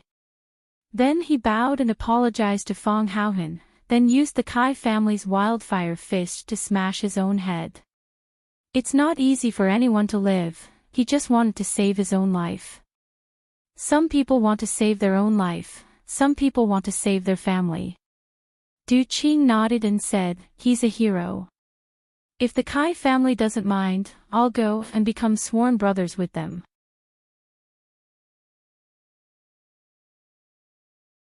Chapter 776. Du Qing started from the underworld. He was ruthless, hardworking, and loyal. In the end, he rose rapidly and became the leader of Qinghong. Later, he followed the trend of the times and wanted to whitewash Qinghong. Thus, he founded the Green Cloud Group that was famous throughout Huaqing and was very influential in the business world of Huaxia. Many people felt that the reason why a gangster like Du Qing could become rich was because he was ruthless, hardworking, and loyal. In reality, in that kind of era, in that kind of circle, how many people wouldn't be ruthless, hardworking, and loyal? But why was it Du Qing who fought his way out? Why was it Du Qing who stepped on their heads? Because Du Qing was smart. In this world, smart people were the scariest. They knew what could be said, and what couldn't be said. They also knew what could be done, and what couldn't be done. Du Qing coming to see Fang Yan at this time was naturally because of the matter of Li Ye being kidnapped. When he heard Fang Yan mention the Kai family's involvement, he immediately said that he didn't care if it was the Jianghu or the Jianghu, he had people and guns, and wanted to destroy the entire Kai family. People with status like him usually kept their words. When he heard Fang Yan say that the Kai family member would rather use the family's wildfire fist to smash his head to pieces than to trade, he immediately changed his view of the Kai family. He praised them as a good man, and said that if the Kai family didn't abandon him, he was willing to become sworn brothers with them. With a flip of his hand, he could create clouds, with a flip of his hand, he could create rain. With a gun in his left hand, and a rose in his right. Only by doing something and not doing something could one become a Confucian hero. In Fang Yan's long contact with Du Qing, he felt that Du Qing was indeed worthy of the title, Confucian hero. Good at calligraphy, good at drinking tea, admires culture, socializes with celebrities, has a calm temperament, and talks elegantly. Most importantly, the brothers around him respected and loved him from the bottom of their hearts. This was also the main reason why Fang Yan was willing to associate with him. The secondary reason was because he had people and guns, and was the king of Huaqing's underworld. He would rather smash his head to pieces than let others recognize him. This means that the Kai family is not willing to admit this matter. We just need to remember this in our hearts. The Kai family's people had character when dealing with this matter, but they still made a mistake first. We don't owe them anything, young master is right. Du Qing nodded and said, I'm used to fighting and killing. When I hear of such a man, I can't help but admire him. It's easy to turn a good thing into a bad thing. These are all trivial matters. Fang Yan shook his head and said, Is there any news? Everyone has been sent out. I received a few calls on the way. They said that they found a suspicious target, but when they went over, they found out that it was the wrong target, Du Qing said in a deep voice. These people are all experts, and they know how to hide themselves. They came prepared. It won't be an easy task to find them in such a huge flower city. Fang Yan comforted Du Qing and said, Don't worry, their target is not Li Ye. I know. Their goal is not for Li Ye, but to force me to submit. Du Qing said with a smile. Little Ye is taking the blame for me. Fang Yan looked at the deep outline of Du Qing's profile and asked, Have you decided? I've decided. Du Qing smiled bitterly. In their hands, Little Ye doesn't have a better choice. Don't you want to give yourself more time? Or, will there be news of Leah on your side or my side? You know what kind of people they are, and I also know what kind of people they are. When dealing with people like this, it's best to follow their heart. They can be willful, but I can't. Du Qing had a helpless expression and said, you should know about Leah. Although she is the daughter of my brother, he entrusted her to me after he left. All these years, Du Qing, have never lacked women, but I have never thought of letting those women give me a son or a daughter. Why? I'm afraid. A person like me can be hacked to death on the streets or assassinated in my own room at any time. If I die, how can my enemies who are hiding in the dark, those who have a life and death feud with me, let my family go? If I want to give birth to them, then I need to have the ability to protect them. If I can't protect them, then it's best not to give birth to them. Although I don't have children, I want to have a child. So, Leah is my only child, she is my daughter. Among all the fathers in the world, how many of them are willing to risk their own daughter's life? I understand. Fang Yan said. Although I've already made my decision, I still feel that I should come and say hello to you. Du Qing looked at Fang Yan apologetically and said, if that's the case, I can't help you anymore. Especially at this time. It's okay. Fang Yan looked at Du Qing, looked at this man who knew how to judge the situation, and said, you have already helped me too much, this time I owe you. Du Qing laughed and waved his hand, you understand me, and I also understand you. Let's not talk about things like you owe me and I owe you anymore. When this is over, let's have a good drink again. Be good brothers again. Fang Yan said seriously. You're taking advantage of me, Du Qing said with some complaint. Then, his big hand tightly grasped Fang Yan's hand and said, as long as we're alive, we'll be good brothers again. Lu Chaoge came over with tea. Du Qing took the teacup and took a sip, then put the teacup on the tea table. Du Qing looked at Lu Chaoge with a smile and said, Miss Lu's tea is something I will never get tired of. It's much better than the tea brewed by that last Leah. That last simply threw the tea leaves into the boiling water. Miss Lu, although I really want to finish this cup of tea, time is of the essence and I still have some personal matters to deal with. So, I'll leave this half a cup of tea for now. I'll enjoy it when I come back.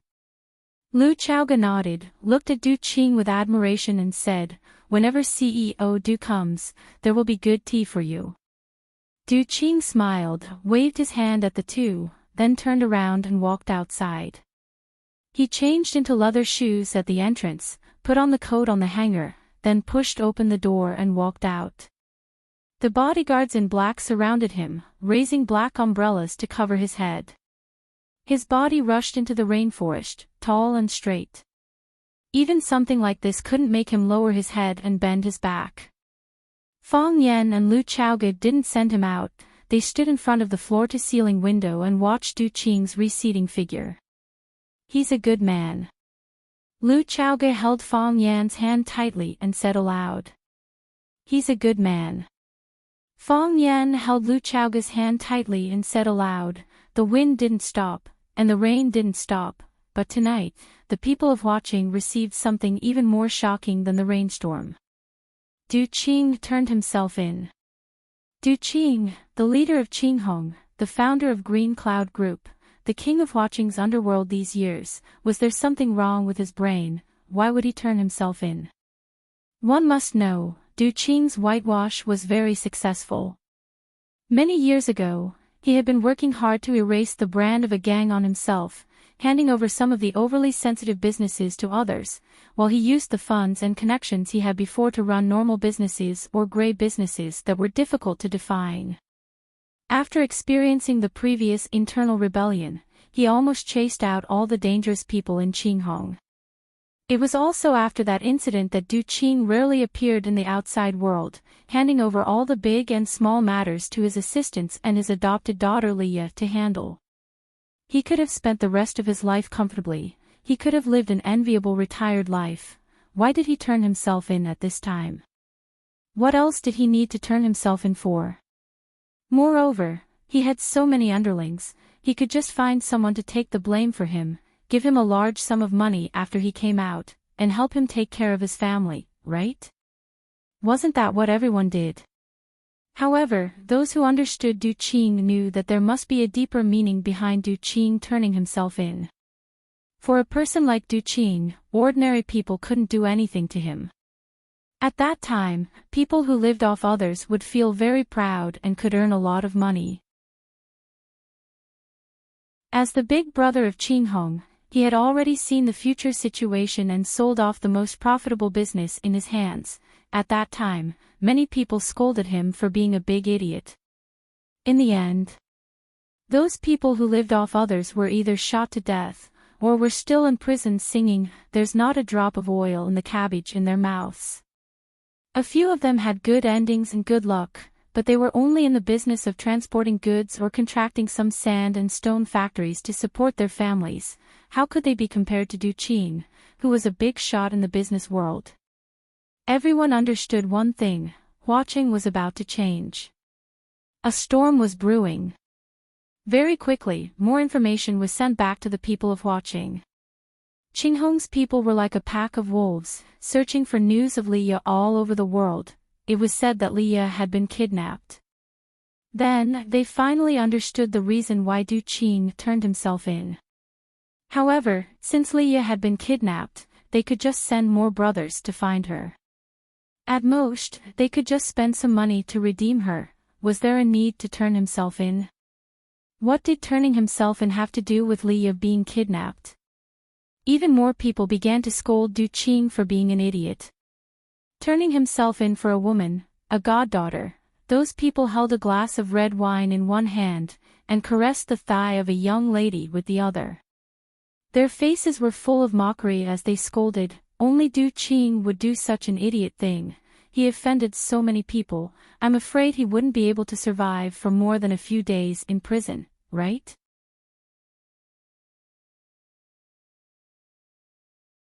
Chapter 777. The heavy rain had just stopped, and the sky was still misty. The drainage system in the neighborhood was excellent. The rainwater that had accumulated up to their ankles had all been drained. After a night of rain, the cement road was as white as a mirror. The grass was greener, and the autumn flowers were redder. Of course, due to the strong wind and heavy rain, some of the tender grass in the courtyard was blown away. A frangipani tree had its trunk broken. The trunk was broken, but there was still a piece of flesh attached to the tree. It looked like it was reluctant to part with its mother. The cleaner, who was responsible for cleaning the community and clearing the fallen leaves, found something strange. This community was a high-end villa community. Usually, at 6 or 7 o'clock in the morning, the community was as quiet as night. There were almost no signs of activity. Only after 9 o'clock would there be a busy state of cars coming and going. However, the situation today was a little special. It was only 5 o'clock, not even 6 o'clock. It should be the golden time when the nobles who had been busy the whole night were sleeping soundly or had just fallen asleep. However, there were a few luxury cars entering the neighborhood. Moreover, these luxury cars arrived at the same villa, the entrance of A11's courtyard. Fong Yan didn't sleep the whole night. He kept receiving information from all sides. Fong Yingying and Fong Haohan hadn't returned yet, which meant that they hadn't found Li Ye's information yet. Du Qing had turned himself in, and the person in charge of searching for the hostages was Du Qing's trusted aide, Green Wolf. Last time when Qing Hong rebelled, Green Wolf guarded Du Qing and made a great contribution. With Qing Hong's veteran 13, Tiger Lord, and a bunch of others in prison, Green Wolf and the other rising stars naturally had the chance to stand out. Du Qing lost his freedom after he was imprisoned, so it was a little difficult for Green Wolf to handle the situation alone. Therefore, when Du Qing left, he instructed him to report to Fong Yan in time if there was any situation. When he wasn't around, Fang Yan would issue orders on his behalf. Green Wolf knew the relationship between Du Qing and Fang Yan, and he also knew Fang Yan's superb martial arts and ruthlessness. He responded to Du Qing's call to look for Fang Yan if there was any difficulty. Therefore, in the process of searching for the hostages, as long as there was any movement, they would report to Fang Yan. A suspicious vehicle has been spotted at the seafood pier. We've sent our brothers from the Heavenly Squad to check it out. The informant said that they found traces of the enemy in the abandoned factory in Baiyun district. Now they are asking the Brothers of the Earth team to go and rescue them. The Xian team is on standby and ready to provide support. Doggy Li's people are starting to cause trouble. They want to snatch Qing Hong's place. Doggy Li and Master Qing have a grudge. Fang Yan did not feel impatient. On the contrary, he attached great importance to the information he collected each time. He organized the information one by one, and then kept marking and writing on the map of Flower City. From time to time, he would discuss something with Lu Chaoga. Lu Chaoga did not sleep for the whole night. Fang Yan urged her a few times, but she still insisted on staying by Fang Yan's side. When Fang Yan's teacup was empty, she filled it with water in time. Fang Yan was hungry, or rather, she felt that Fang Yan was hungry. She went to the kitchen and brought over a bowl of steamed buns with chili oil. If Fang Yan missed something, she would subtly remind him. When Fang Yan had something to discuss with her, she would give her opinion in time. Moreover, these opinions were quite important. The ancients all liked women who were beautiful. Lu Chaoga was not just a simple, beautiful woman. She could take charge of a region's affairs, and she could even hold a leadership position in a place where strong people gathered. Most of the information is invalid, and even all of the information is invalid. However, if there is one piece of information that is true, or if there is one piece of information that is true out of 10,000 pieces of information, it means that we have found Liya's location. This is very important to us and Liya, and it is also very important to Du Qing. This was how Fang Yan explained to Lu Chaoga. Du Qing was his ally, and he was his brother. The reason why Fang Yan was able to stabilize the foundation of Flower City was closely related to Du Qing's help. Without the help of Du Qing's tens of thousands of green and red disciples, how could he know everything that was happening in Flower City? If the generals were to start a war against Fang Yan, Du Qing would be the best breakthrough point and target. Du Qing started his career from the shadows. Although green and red had been shuffled several times, how could he prove that he had cleaned up everything? Especially Du Qing himself. Everyone knew that he was the biggest gangster leader in Flower City back then. He was still the same. You're such a big shot, yet you've never done anything illegal before. Had he never shot someone in the dark and buried someone in a deep hole? No. Who would believe you if you said you hadn't? So many of your brothers had gone in, but you, as the leader, were pure and clean, looking like the reincarnation of a good person. Did you think everyone else was an idiot? If it was a normal day, even if others knew about Du Qing's background, they would be helpless against him. However, it just had to be at this moment. When Liya had been kidnapped, Du Qing had no choice but to pinch his nose and make some compromises. For example, turning himself in. Fang Yan did not sleep for the entire night, and Lanshan Valley's willow tree also woke up very early. The news of Liya being kidnapped and Du Qing turning himself in had already spread to everyone's ears. How could they not have received the news? Regardless of whether they liked Du Qing, or whether they cared about this gang leader who was born in the wilderness, they were on the same side as Du Qing.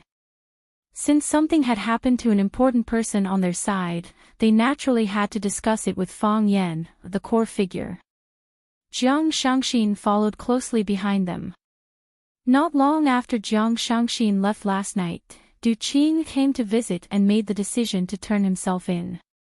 She went back to take a shower, and before she could lie on the bed, she received the shocking news of Du Qing turning himself in. At that moment, she wanted to rush over to see Fang Yan again. However, she thought about it and decided to lie on the bed for a while. She slept all the way until 5 in the morning before she rushed over with her chauffeur and bodyguards. Is it necessary to turn himself in? Jiang Shangxin's face was full of worry. Is there no other solution? It's not that there isn't, Fang Yan scratched his head. Although he did not sleep for the entire night, he seemed to be in good spirits. However, there was a layer of oil on his face and hair, and he did not look very clean and neat. But this is the safest method. Du Qing is too important to us. Lan Shanggu raised his thick eyebrows and said, if he's not around, Qing Hong will not be able to play its role. We do not have Qing Hong's help. If we only rely on our own intelligence channels, we will need to spend a lot more time on many things that happen and develop. Moreover, if those people use Leah as a threat to get Du Qing to help them, they won't. Fang Yan said firmly. Du Qing won't. Lan Shanggu took a look at Fang Yan and did not say anything else. It would be a taboo to say something too explicit. You said that Du Qing might be instigated by others, but what evidence do you have? If Du Qing himself or Du Qing's people heard what you said, what kind of attitude would they have towards you in the future? However, what Lan Shanggu did not understand was why Fang Yan trusted Du Qing so much. That's strange too. Jiang Shangxin said, since they kidnapped Leah, they could totally ask Du Qing to stand on their side. Why did they send Du Qing to prison? Firstly, it's impossible for Du Qing to stand on their side. Fang Yan looked at Jiang Shangxin and explained patiently. Secondly, they won't believe Du Qing. Du Qing is our friend, they would rather destroy him than use him. That would only increase the number of variables. Therefore, after Du Qing confirmed that Leah was kidnapped, his only choice was to turn himself in, let them see it with their own eyes and believe that Du Qing would no longer participate in this war. They have always been so suspicious. Jiang Shangxin said with a face full of disdain. Everyone present knew who she was referring to by they. Others might not know the people from the Jiang family that well, but Jiang Shangxin's understanding of them was deep and ingrained. No one found it strange that this sentence came out of her mouth. Lan Shanggu nodded and said, this is going to be a tough battle. Things have just started, and we don't know how much manpower and resources the Jiang family will invest in this matter. If the entire Jiang family comes forward, we can only passively take a beating. We have been living in a remote corner and have made a small fortune these few years. But to go against a giant like the Jiang family, who have not fallen for hundreds of years, there is really no possibility of winning. But we can't just surrender, right? Lu Shu, who had been sitting in the corner of the sofa in silence, said aloud. Lan Shanggu's face was full of sarcasm as he said, I'm just analyzing the situation that we are going to face.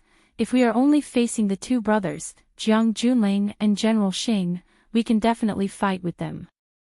But if the entire Jiang family is mobilized, with just the few of us here, what do you think our chances are? I hope that the Lu family can withstand the pressure and not run away when the time comes. Lu Shu glanced at Lan Shanggu and said, the Lu family will do what they are supposed to do, but it's hard to say if the Lan family can do what they are supposed to do. Don't tell me that the old master of the Lan family is thinking of taking back the power of the Lan family. It was a good plan. When things are going smoothly, they will follow along and take advantage. Once they are in danger, they will immediately jump out and cut off all ties with their own grandson to preserve their strength. Lan Shanggu stared at Lu Shu with a dark and fierce gaze and said in a hoarse voice, Lu Shu, I know that you are willing to be a mad dog, but there is no need to bite anyone you see, right?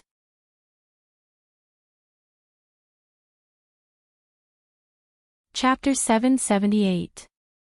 Mad dog. Lu Shu touched the wolf mask on his face. Ever since his face was cut, he was never willing to show his injured face to others. Whenever he went out, he would wear a sinister wolf mask on his face. Today was no exception. Normal people can tell that I'm just doubting them. It's not like the Lan clan hasn't done such things before.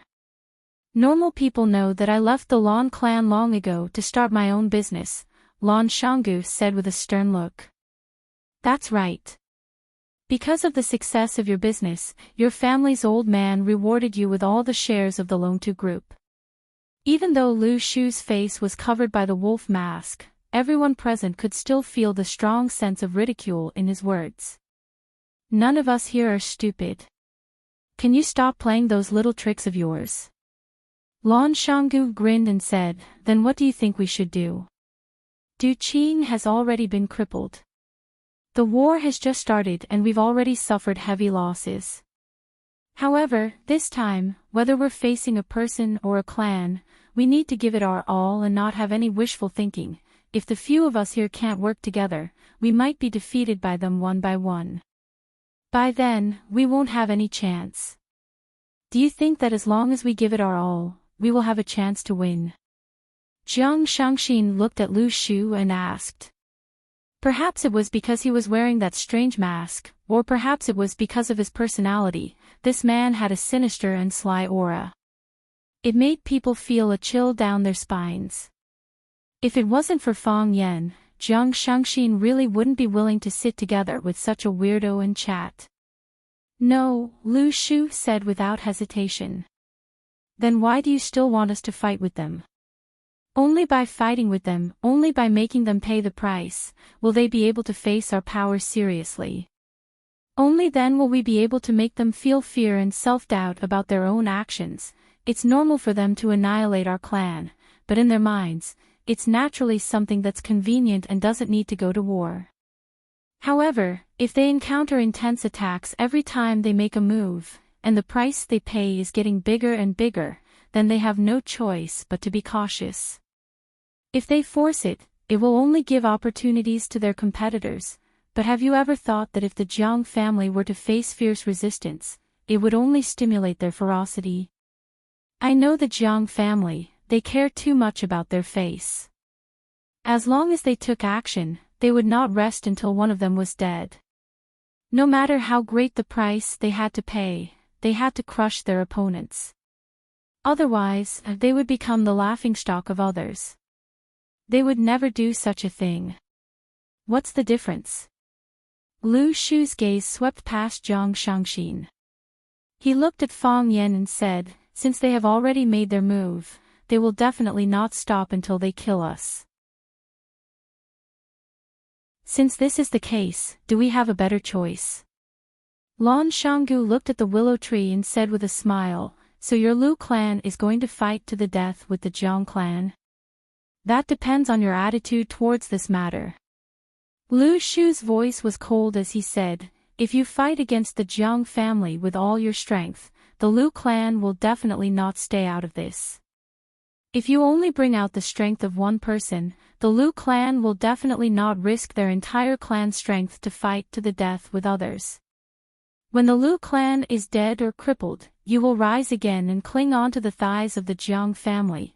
The Lu clan will definitely not do such a thing. If we die together. If we live together. If you can cling on to the thighs of the Jiang family, the Lu clan can do the same.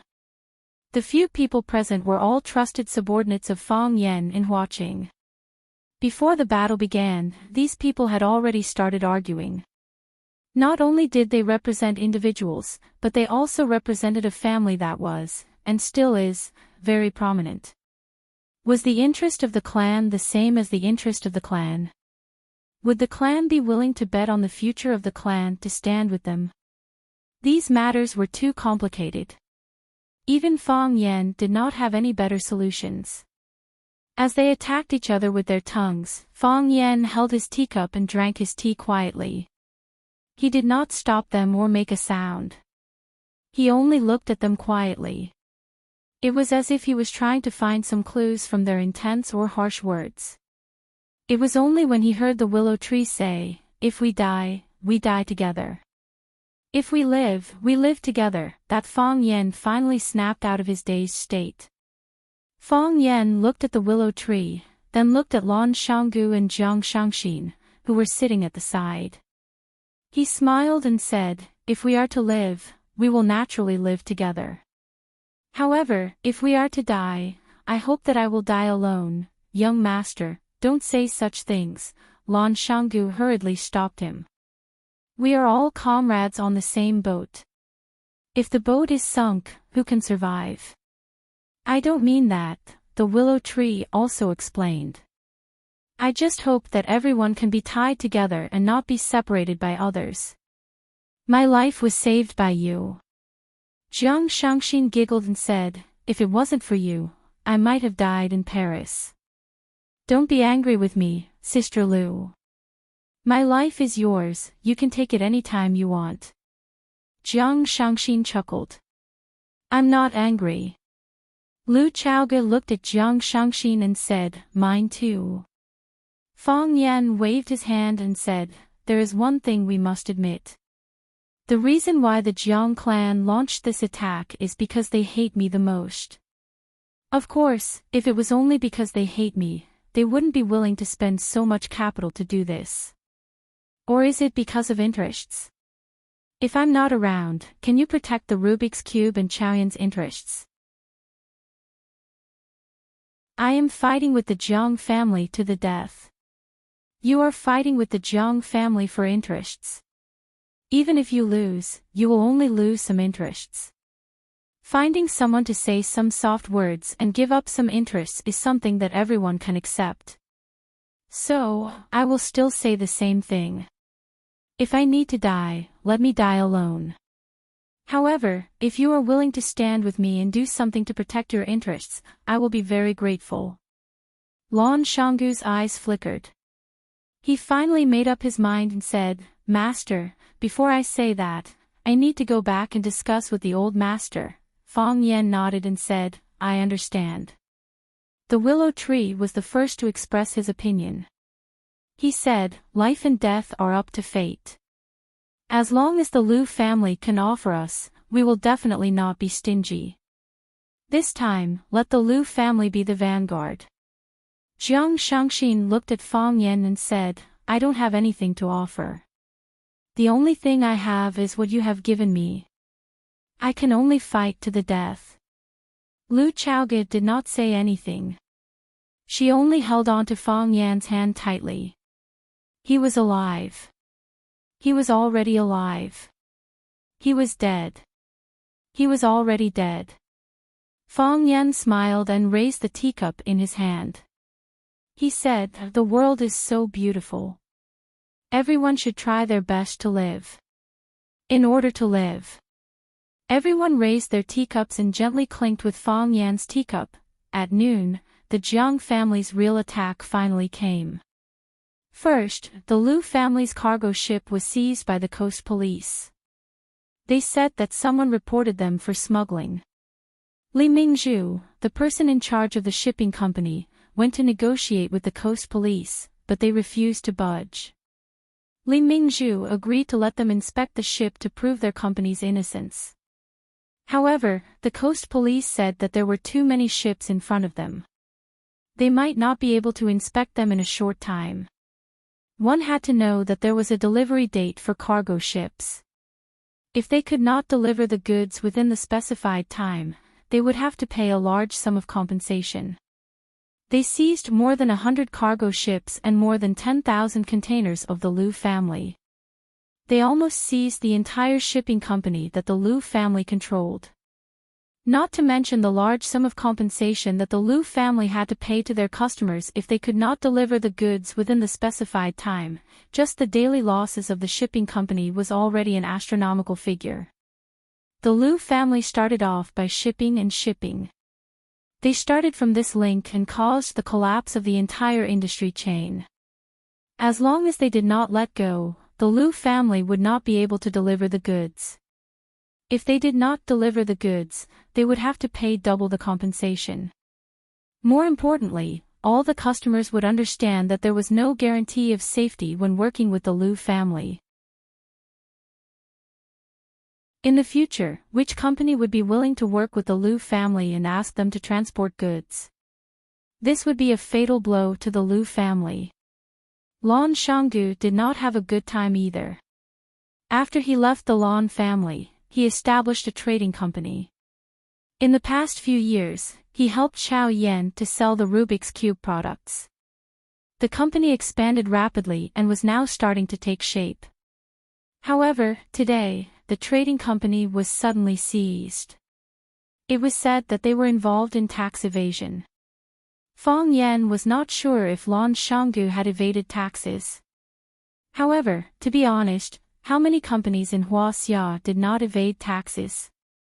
Even the staff of the government department were trying to find invoices so that they could be reimbursed. The reason why Lan Shanggu was targeted was because someone wanted to touch them. The sales company was investigated and the sales channel was broken. This naturally affected the delivery and sales of the Rubik's Cube. It affected the purchase of consumers and the demand of the market. Lan Shanggu was not the only one in trouble. Even the Lan family was hit by them. Two of the listed companies controlled by the Lan family were exposed to scandals. The moment the market opened, their prices fell. Based on the current trend, it would be difficult for them to recover in a short period of time. When that happened, the stocks of the Lan family would be no different from waste paper. What made Fang Yan the most furious was that Jiang Shangxin met with a car accident when she went to Longtu Group to control the overall situation.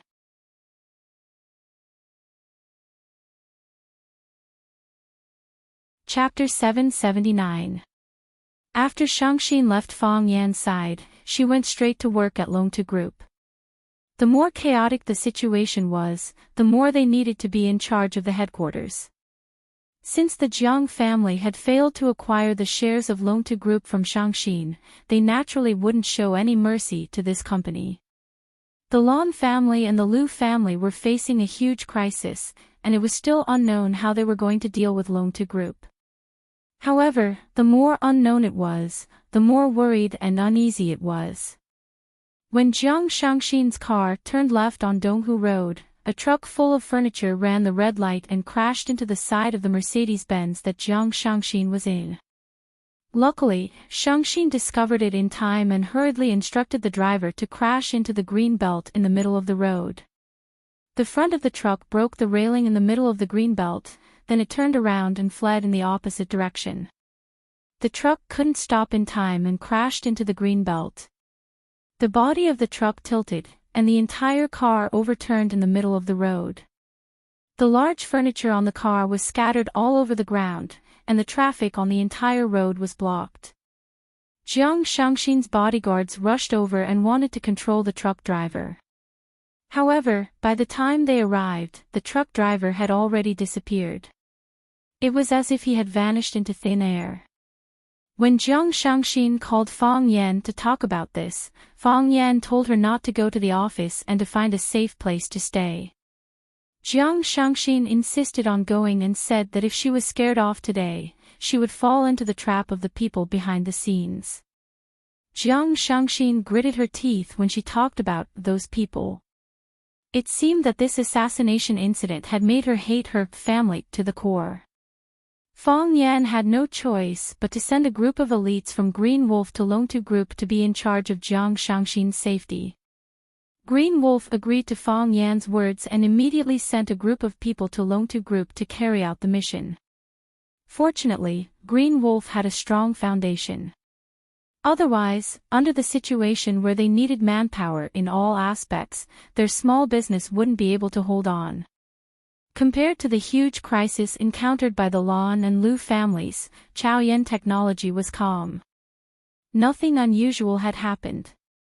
It was as if the Jiang family had deliberately forgotten about it, or they simply did not know the relationship between Fang Yan and Chaoyan technology. However, in the eyes of Fang Yan and Liu Chaoga, this was not a lucky thing. Everyone knew that Chao Yan technology belonged to Fang Yan and Lu Chaoga, as well as the Qin family. If the Jiang family made a move against Chao Yan technology, they would naturally anger the Qin family and force the Qin family to retaliate. This was clearly unwise. The Jiang family didn't touch Chao Yan technology because they didn't want to anger the Qin family. However, another possibility could not be ruled out. The Jiang family and the Qin family had reached a consensus, sacrificing Fang Yan and Lu Chaoga in exchange for control of the entire Chao Yan technology. Chao Yan technology had the Rubik's Cube, which was coveted by the energy industry all over the world. The Rubik's Cube was a hen that could continuously lay golden eggs. Even a family like the Qin family could not resist the strong temptation it emitted. If the Qin family had really reached a secret agreement with the Jiang family, it would be a disaster for Fang Yan. Don't think too badly of the outcome.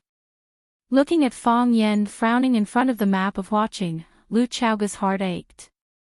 She tried to persuade him. Maybe they are just afraid of angering the Qin family.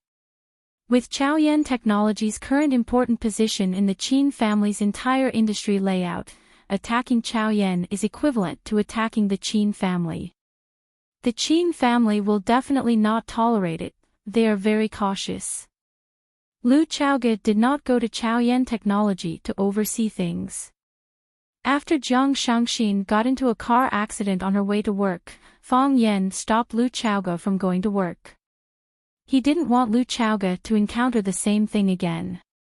He didn't dare to take the risk. He could lose, but he would never gamble with the lives of Lu Chaoga and the people close to him. Moreover, even if Lu Chaoga didn't go, Chao Yan Technology could still hold on. The people from the Qin family were all at their posts. Even if the Jiang family attacked Chao Yan, the wealthy families would have a common language. I need to make a trip to the Yan capital. Fang Yan said in a low voice, I need to go to the Qin family. I want to talk to them. Lu Chaoga nodded and said, okay, you are going to talk to them. It was pitch black and gloomy. There was also a faint smell of blood in the air. Du Qing had lived on the edge of a knife for almost half of his life, so he was very familiar with the smell of blood. According to Du Qing's status, he shouldn't have been brought to such a detention room to be interrogated. He should have had better conditions. The connections he had made in Huaqing would have stood up for him and treated him as a distinguished guest. This was the happy prison life of a gang leader. For those with money and power, there was a world of difference between outside and inside prison. But similarly, inside prison, there was a world of difference between their lives and those of ordinary prisoners. The treatment they received in prison was a life that many prisoners couldn't enjoy on the outside. However, Du Qing obviously couldn't enjoy these benefits. After he entered the building, he was locked into a separate and sealed room. The room was narrow. Other than a broken bucket for prisoners to relieve themselves, there was nothing else. There was no table, chair, or bed. He could only rest and sleep on the floor. Because the room was too small, he couldn't straighten his body. He had to bend his waist when he slept. Du Qing didn't have any objections. He found a clean place and sat down. Then, he closed his eyes and began to rest. The night was silent. No one came to disturb him. After dawn, he was brought to this slightly larger interrogation room. Du Qing knew that the show had begun. When he was still a lackey, he would occasionally be arrested and locked up for a few days. Now that he thought about it, how many years had it been since he came to this kind of place? 10 years. Or 20 years. What a distant memory. Clang! The iron door of the interrogation room was pushed open. A thin man wearing glasses walked in. 2 tall men in uniform followed behind. After they came in, the iron door behind them closed with a clang. The man with glasses stood in front of Du Qing and looked down at him. He smiled and said, "Boss Du, long time no see. You're still as elegant as ever." Du Qing glanced at the man with glasses and said in a deep voice, "How can a down-and-out prisoner be called a boss? Captain Wang, don't make fun of me. Boss Du is too modest. Who doesn't know that you're the underground king of watching? You can summon tens of thousands of underlings to work for you with a stomp of your foot. Every day, you make a lot of money. Who doesn't give you some face?" Wang Dequan adjusted the glasses on the bridge of his nose and said jokingly, "I don't get it. I really don't get it." The mighty Boss Du came to the police station to turn himself in, and even fell into my hands. "Boss Du, do you still remember our friendship in the past?" "I remember." Du Qing nodded. "Back then, you came to my place to collect protection fees. My brothers lifted you up and threw you out. Du Qing, you didn't think that you would end up like this, did you?" Wang Dequan said coldly with a dark look in his eyes. "Why wouldn't I?" Du Qing smiled lightly. "In our line of work, we can be killed by a bullet at any time. Being cut off or having our head blown off, what kind of ending haven't I thought about? Now I'm just sitting at a place I used to come to. It's already much better than I thought. Du Qing, do you think you're just here to sit? Do you know who you've offended?" Wang Dequan laughed and said, "You've made friends with so many bigwigs, why didn't anyone call to intercede for you this time? Think about it, there are hundreds of people in this bureau. Why is it that it's my turn to interrogate you? Du Qing, you're about to die, don't you know?" Du Qing looked at Wang Dequan and said, I know some things better than you. You can ask, I'll tell you everything I can, and I won't say a word that I can't say." "Pa." Wang Dequan threw a file in his hand on the iron table in front of Du Qing and said, "Du Qing, this is the record of your surrender. Think about it, did you miss anything?" Du Qing didn't touch the documents and said, "I've said everything that should be said." "Think about it again." Wang Dequan took out a cigarette from his pocket and lit it up, saying, "Think about it carefully. If you can't think of it, my subordinates are happy to help you recall. Our conditions here are simple. Some of our interrogation methods and tools are not as advanced and ruthless as your guys who play dirty, but if Boss Du is willing to give us some advice, I think we will definitely improve. Don't you think so?" Du Qing looked up at Wang Dequan and said, "I know what you want.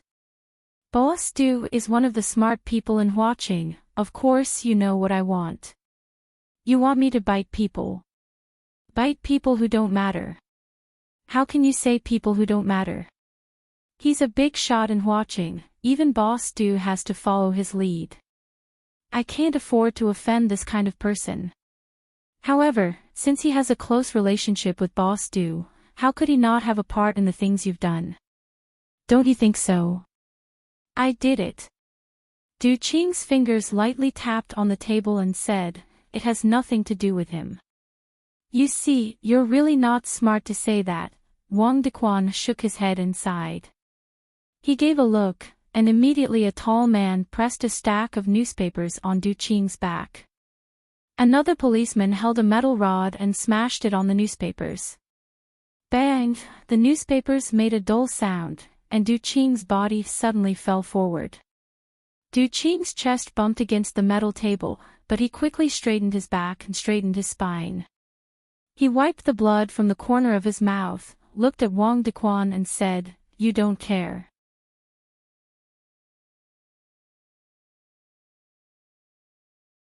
Chapter 780. Fastidious.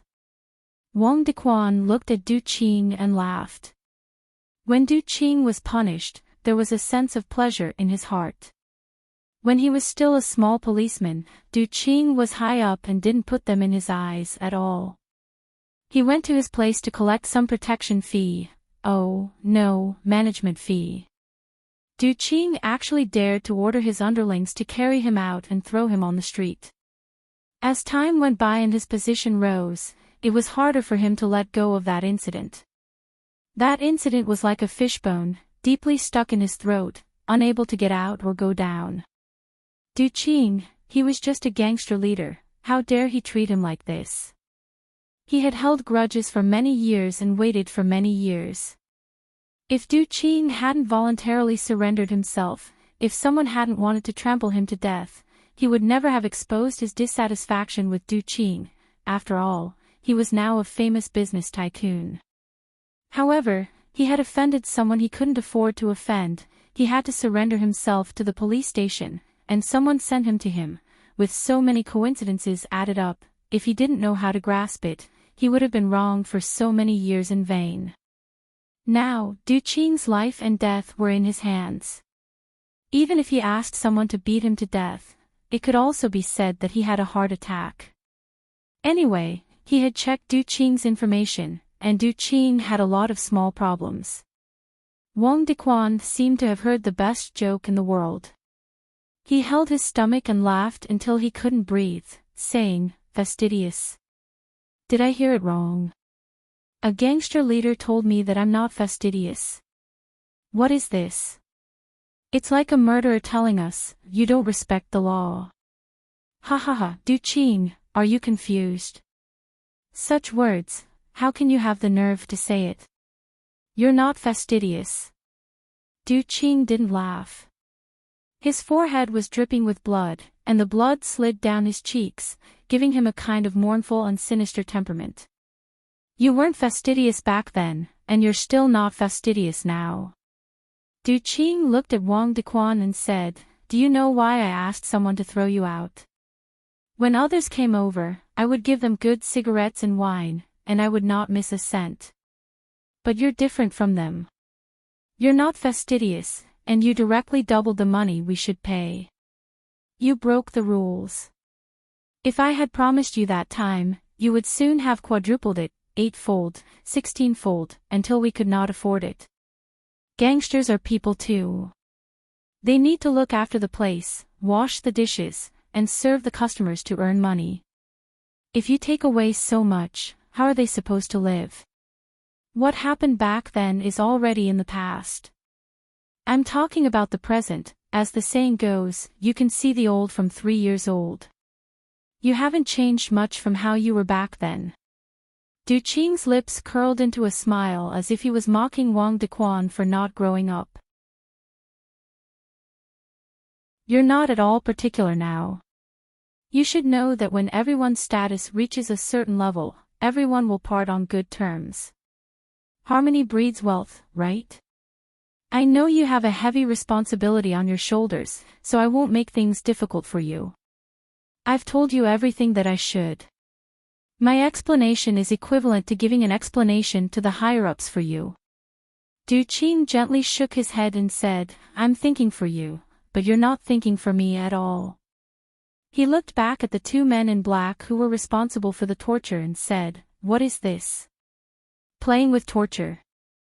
You're not smart, so I can only think of a way to make you smarter," Wang Dequan said coldly. He didn't like Du Qing's gaze. He didn't like Du Qing's smile. He didn't like how Du Qing still dared to look at him like that even though he was already a prisoner. "Du Qing, if you've come to your senses, then hurry up and tell us the truth. Tell us the truth. Did someone instigate you to do those things?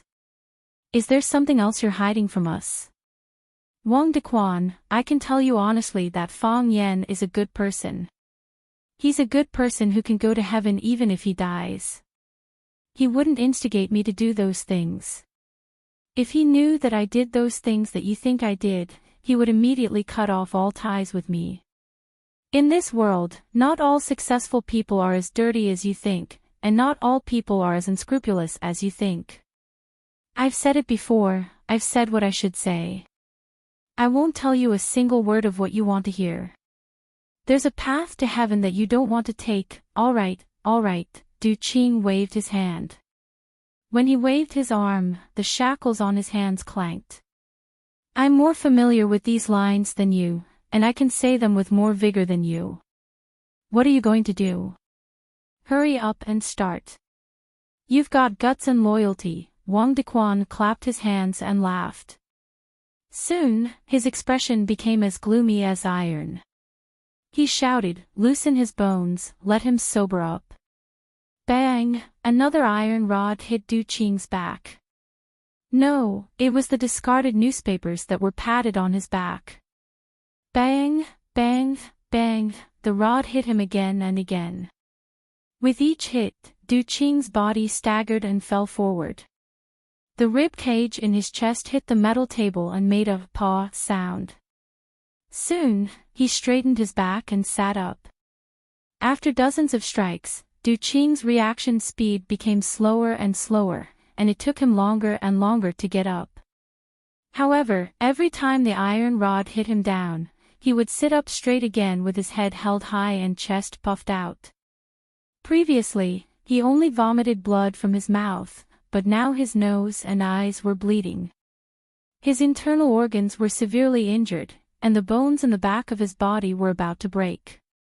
This was a special torture method that would break the bones and internal organs inside but leave no visible external wounds. Du Qing knew that he could really be beaten to death by them. Bang! Another rod hit him from behind.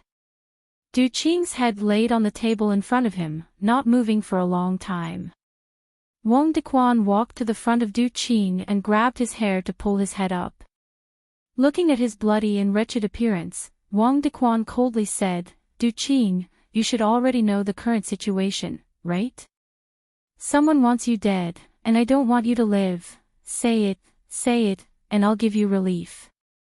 TSK, the dignified boss of Qinghong has to bear such humiliation, even I can't bear it. Du Qing, say it, and I'll give you dignity. Live or die, I'll give you dignity. Wang Dequan, Du Qing opened his heavy eyelids, looked at the fierce man in front of him, and said, "You're not particular." "Yes, I'm not particular," Wang Dequan didn't deny it. "If you're not particular, then I'm also not particular," Du Qing said. "Do you know who I am?" "You're Du Qing, the famous leader of hoodlums in Huaqing." "Yes, I'm Du Qing, the famous leader of hoodlums in Huaqing. Tell me, if I die in your hands, what will you do?" Wang Dequan smirked coldly and said, "Du Qing, what? Are you revealing your true intentions? Are you threatening me? Why don't you think you're a dying man? What right do you have to threaten me?" "Wang Dequan, do you know? Although I, Du Qing, have countless women, I've never been single. I know, you're a playboy. Men like you who have done too many bad things are afraid that your son won't have an asshole. I don't have a wife or son, so I don't have any scruples. Wang Dequan, you do. You're different from me." "What do you mean?" Wang Dequan's expression froze and asked in a low voice. "You're not particular, so I can also be very particular with people who are not particular. Wang Dequan, I believe you, I might die here.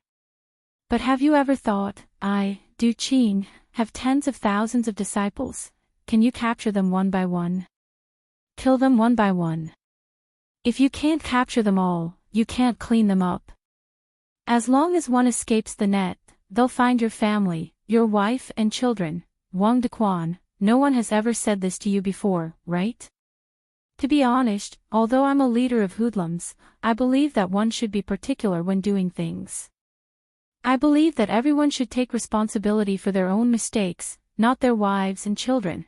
That's why I've never said this to anyone else. I think it's unstylish and embarrassing. But, today," Du Qing coughed violently.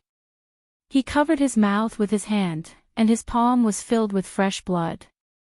He used his elbow to support himself on the table, and slowly pushed his body up. He ran a hand through his hair to make it look less messy. He forced himself to stay alert, and once again straightened his back. His checkered waistcoat was clean and neat, giving off a sense of elegance. His black suit and black trench coat were stained with blood, but he still gave off a gentlemanly feeling. He looked at Wang Dequan, his voice hoarse but unyielding. "Today, I'll make an exception, Wang Dequan. Du Qing, reserve your wife and children.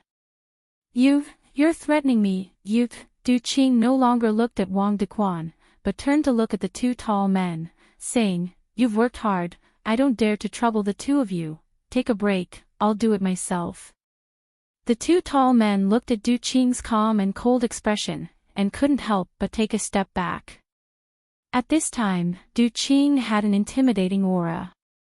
Like a vicious tiger, even if it was heavily injured, it wouldn't allow those chickens and dogs to invade it.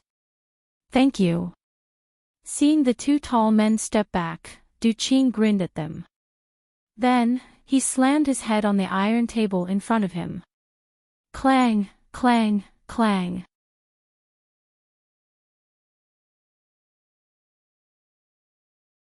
Chapter 781. There was a saying in Jianghu, "The arrogant are afraid of the stupid, and the stupid are afraid of the reckless." In the process of promotion, Wang Dequan had also done a lot of things that crossed the bottom line. He had always thought that he was a dangerous man who did not care about his life. However, after seeing Du Qing's performance at this moment, he realized that compared to his own self-awareness, he realized that he was simply not up to par. It wasn't that he didn't care about his life, but he was just being unreasonable. For so many years, he couldn't even be arrogant. What a cruel truth. Clang, clang, clang. Du Qing was still banging against the wall with all his might, as if he wanted to smash his head. He wanted to kill himself in front of Wang Dequan. His forehead was dripping with blood. The blood blurred his eyes and slid down his cheeks, flowing down his neck and onto his white shirt. Because his shirt was so white and straight, it was so bright and dazzling after being stained with blood, and it was a ghastly sight. His flesh and blood were sticky, and the wound on his forehead could no longer be seen clearly. Every time they collided, there would be a heavy thud on the iron table. Clang, clang, clang. Because Du Qing used too much force, grooves of different sizes appeared on the metal table. Clang, clang, clang. With every knock, another groove would appear. When he knocked his head on the same spot, the previous dent became bigger and deeper, as if the iron shell was about to break apart. Clang, clang, clang. Every time Du Qing's head smashed against the metal table, it felt like he was smashing against the faces and hearts of Wang Dequan and the others. It felt like he was trying to smash open the gates of hell, for himself and for Wang Dequan and the others. "Captain." A tall uniformed man's face was filled with panic. He pointed at Du Qing, who was still hitting his head with all his might, wanting to commit suicide, and said, "Something will happen to him. Something will happen to him like this. Captain, what do we do now?" The other uniformed man was also frightened. They were in this line of work, and they often used private torture on others. But today, they hadn't even done anything, and the suspect had already done it. This was the first time they had seen something like this. It was only then that they realized the man's identity. Not only was he the prisoner Du Qing who had turned himself in, he was also the leader of Qing Hong, the underground godfather of Flower City with tens of thousands of subordinates. Even now, he wasn't someone they could bully at will. The one who was suffering the most was Wang Dequan. Perhaps Du Qing would not remember the names of the two black-clothed men who had carried out the torture. In fact, he would not even bother to remember their names. He knew that they had been ordered by someone else, and he would not lower himself to the level of such insignificant people. However, he would definitely take revenge on him. Just as he had said, his wife was already reserved by Du Qing. He wasn't joking.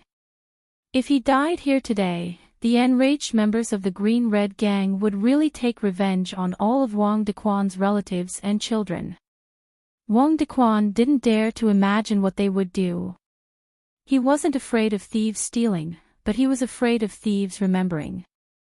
However, if he were to give up on Du Qing just like that, how was he going to explain it to the higher-ups? Explain to those who wanted Du Qing to bite or die? Previously, Wang Dequan was very excited, feeling that the best opportunity had arrived. If he could do this job well, he would have a meteoric rise in his career, or even several steps forward. Moreover, he could humiliate Du Qing. Just like how Du Qing humiliated him in the past, but how did things become like this? Du Qing. Wang Dequan's forehead was drenched in cold sweat as he clenched his teeth and shouted Du Qing's name. Quang. Du Qing acted as though he didn't notice it as he continued to knock his head hard. His strength was getting weaker and his speed was getting slower and slower. His eyes were already finding it hard to open. He was relying on his body's inertia to do this, you bunch of trash. Wang Dequan finally couldn't hold on any longer. He scolded the two tall men, hurry up and stop him, do you really want to see him die in front of you? Let me tell you, I, Wang Dequan, have to bear the responsibility, none of you can escape. When the two uniformed men heard Wang Dequan's order, they hurriedly supported Du Qing on his left and right, preventing him from knocking his head on the metal table again. Bang! Du Qing was still using his head to knock forward, but this time, his head knocked onto the chest of one of Wang Dequan's men. Dear passengers and friends, Flight A73001 from Huaqing to Yanjing has arrived. We, the Sky Alliance. The sound of the broadcast in the cabin woke Fang Yan up. He didn't sleep last night, and today he was busy dealing with all kinds of unexpected situations. He was also busy rushing to the airport before the matter was over, so his body was indeed a little tired. He naturally couldn't waste some rest time on the plane. He always needed to maintain his best mental state. The battle had just begun, who knew what would happen later? He opened his eyes and looked out the window. The sky was gloomy, and it was still drizzling outside. This made Fang Yan's mood even gloomier, and he could only secretly pray in his heart that everything would go smoothly on this trip to Yanjing. Fang Yan came to Yanjing alone, and he didn't bring any luggage.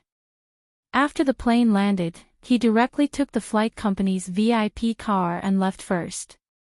When he walked to the exit, he immediately saw a tall and handsome man who was like a statue of a Greek god standing at the exit to welcome him.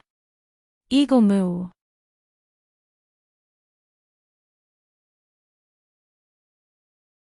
Because of Eagle Moo's outstanding appearance, all the people at the exit looked at his face. Some bold girls even took the initiative to come up to him and ask for his phone number.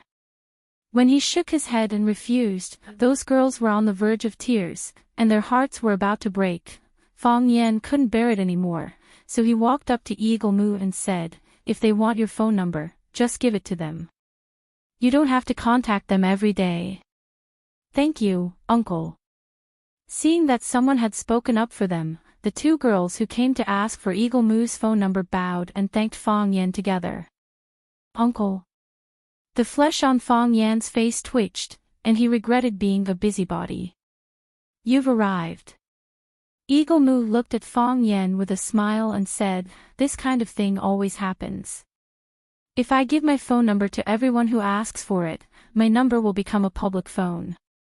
This time, it was even more serious. Fang Yan planned to have a good talk with Chinitian. If he wanted to send someone to pick him up at the airport next time, could he not send a guy like Eagle Moo? When he stood with Eagle Moo, people would always suspect that he was the one carrying the bags. As an outstanding protagonist, Fang Yan couldn't stand this kind of treatment. Chinitian's actions were always so noble and extraordinary, as if she never wanted to hide her wealth. She didn't have the awareness of being a heroine at all. If you don't hide your identity, if you don't hide your wealth, how can anyone bully you? If no one bullies you, how can the male protagonist save the damsel in distress? How can he act cool and slap her in the face? Behind Eagle Moo were four tall men in black. They looked cool and professional, like bodyguards from a big family. There was a long Rolls-Royce parked at the entrance, and Fang Yan recognized it as Chinitian's car.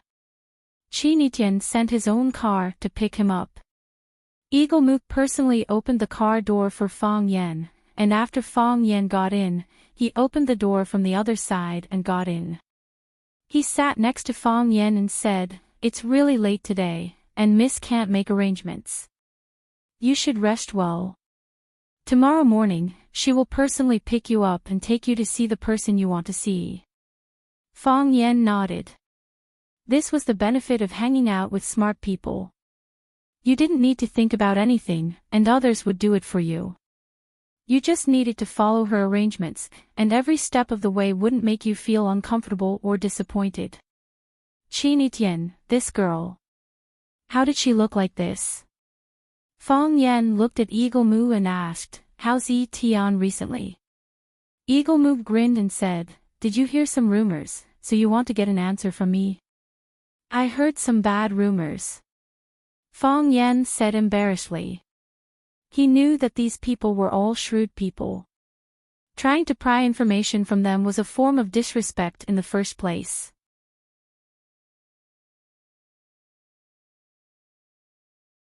Some people said that the Jiang family and the Qin family are working together, so I'm a little worried. I understand what you're worried about. But I can't tell you this. Eagle Moose said with a smile. I'm a member of the Qin family, and I support everything the Qin family does. Even if I don't support it, I won't oppose it. Whatever answer the Qin family gives you, that's the answer I can give you. So, before the Qin family gives you an answer, I can't give you any information. You're really... Fong Yen smiled bitterly. A good dog. No, a good person, Fong Yen praised. I have brothers like that with me, and one of them turned himself in for me. I understand his situation, and I know what he's going to face. However, I didn't stop him from doing it. Why? Because he's my brother. Fong Yen said with a smile, what he did for me is what I'm willing to do for him. I really envy your relationship. Eagle Moo chuckled. Miss wouldn't say something like that to me. What would Miss say to you? She said, Eagle Moo, you're too good looking, and Fong Yen won't like you. Why don't you go for plastic surgery, and make yourself uglier? That way, when I marry Fong Yen, you can still serve me. You're tuning into the LoveLore Library YouTube channel. We're so grateful for your support, and don't forget to subscribe to join us on this incredible journey through captivating stories. Your generosity through donations truly makes a world of difference, as it's the primary source of revenue that allows me to expand and enhance this channel for you. Thank you from the bottom of my heart for being a part of this adventure.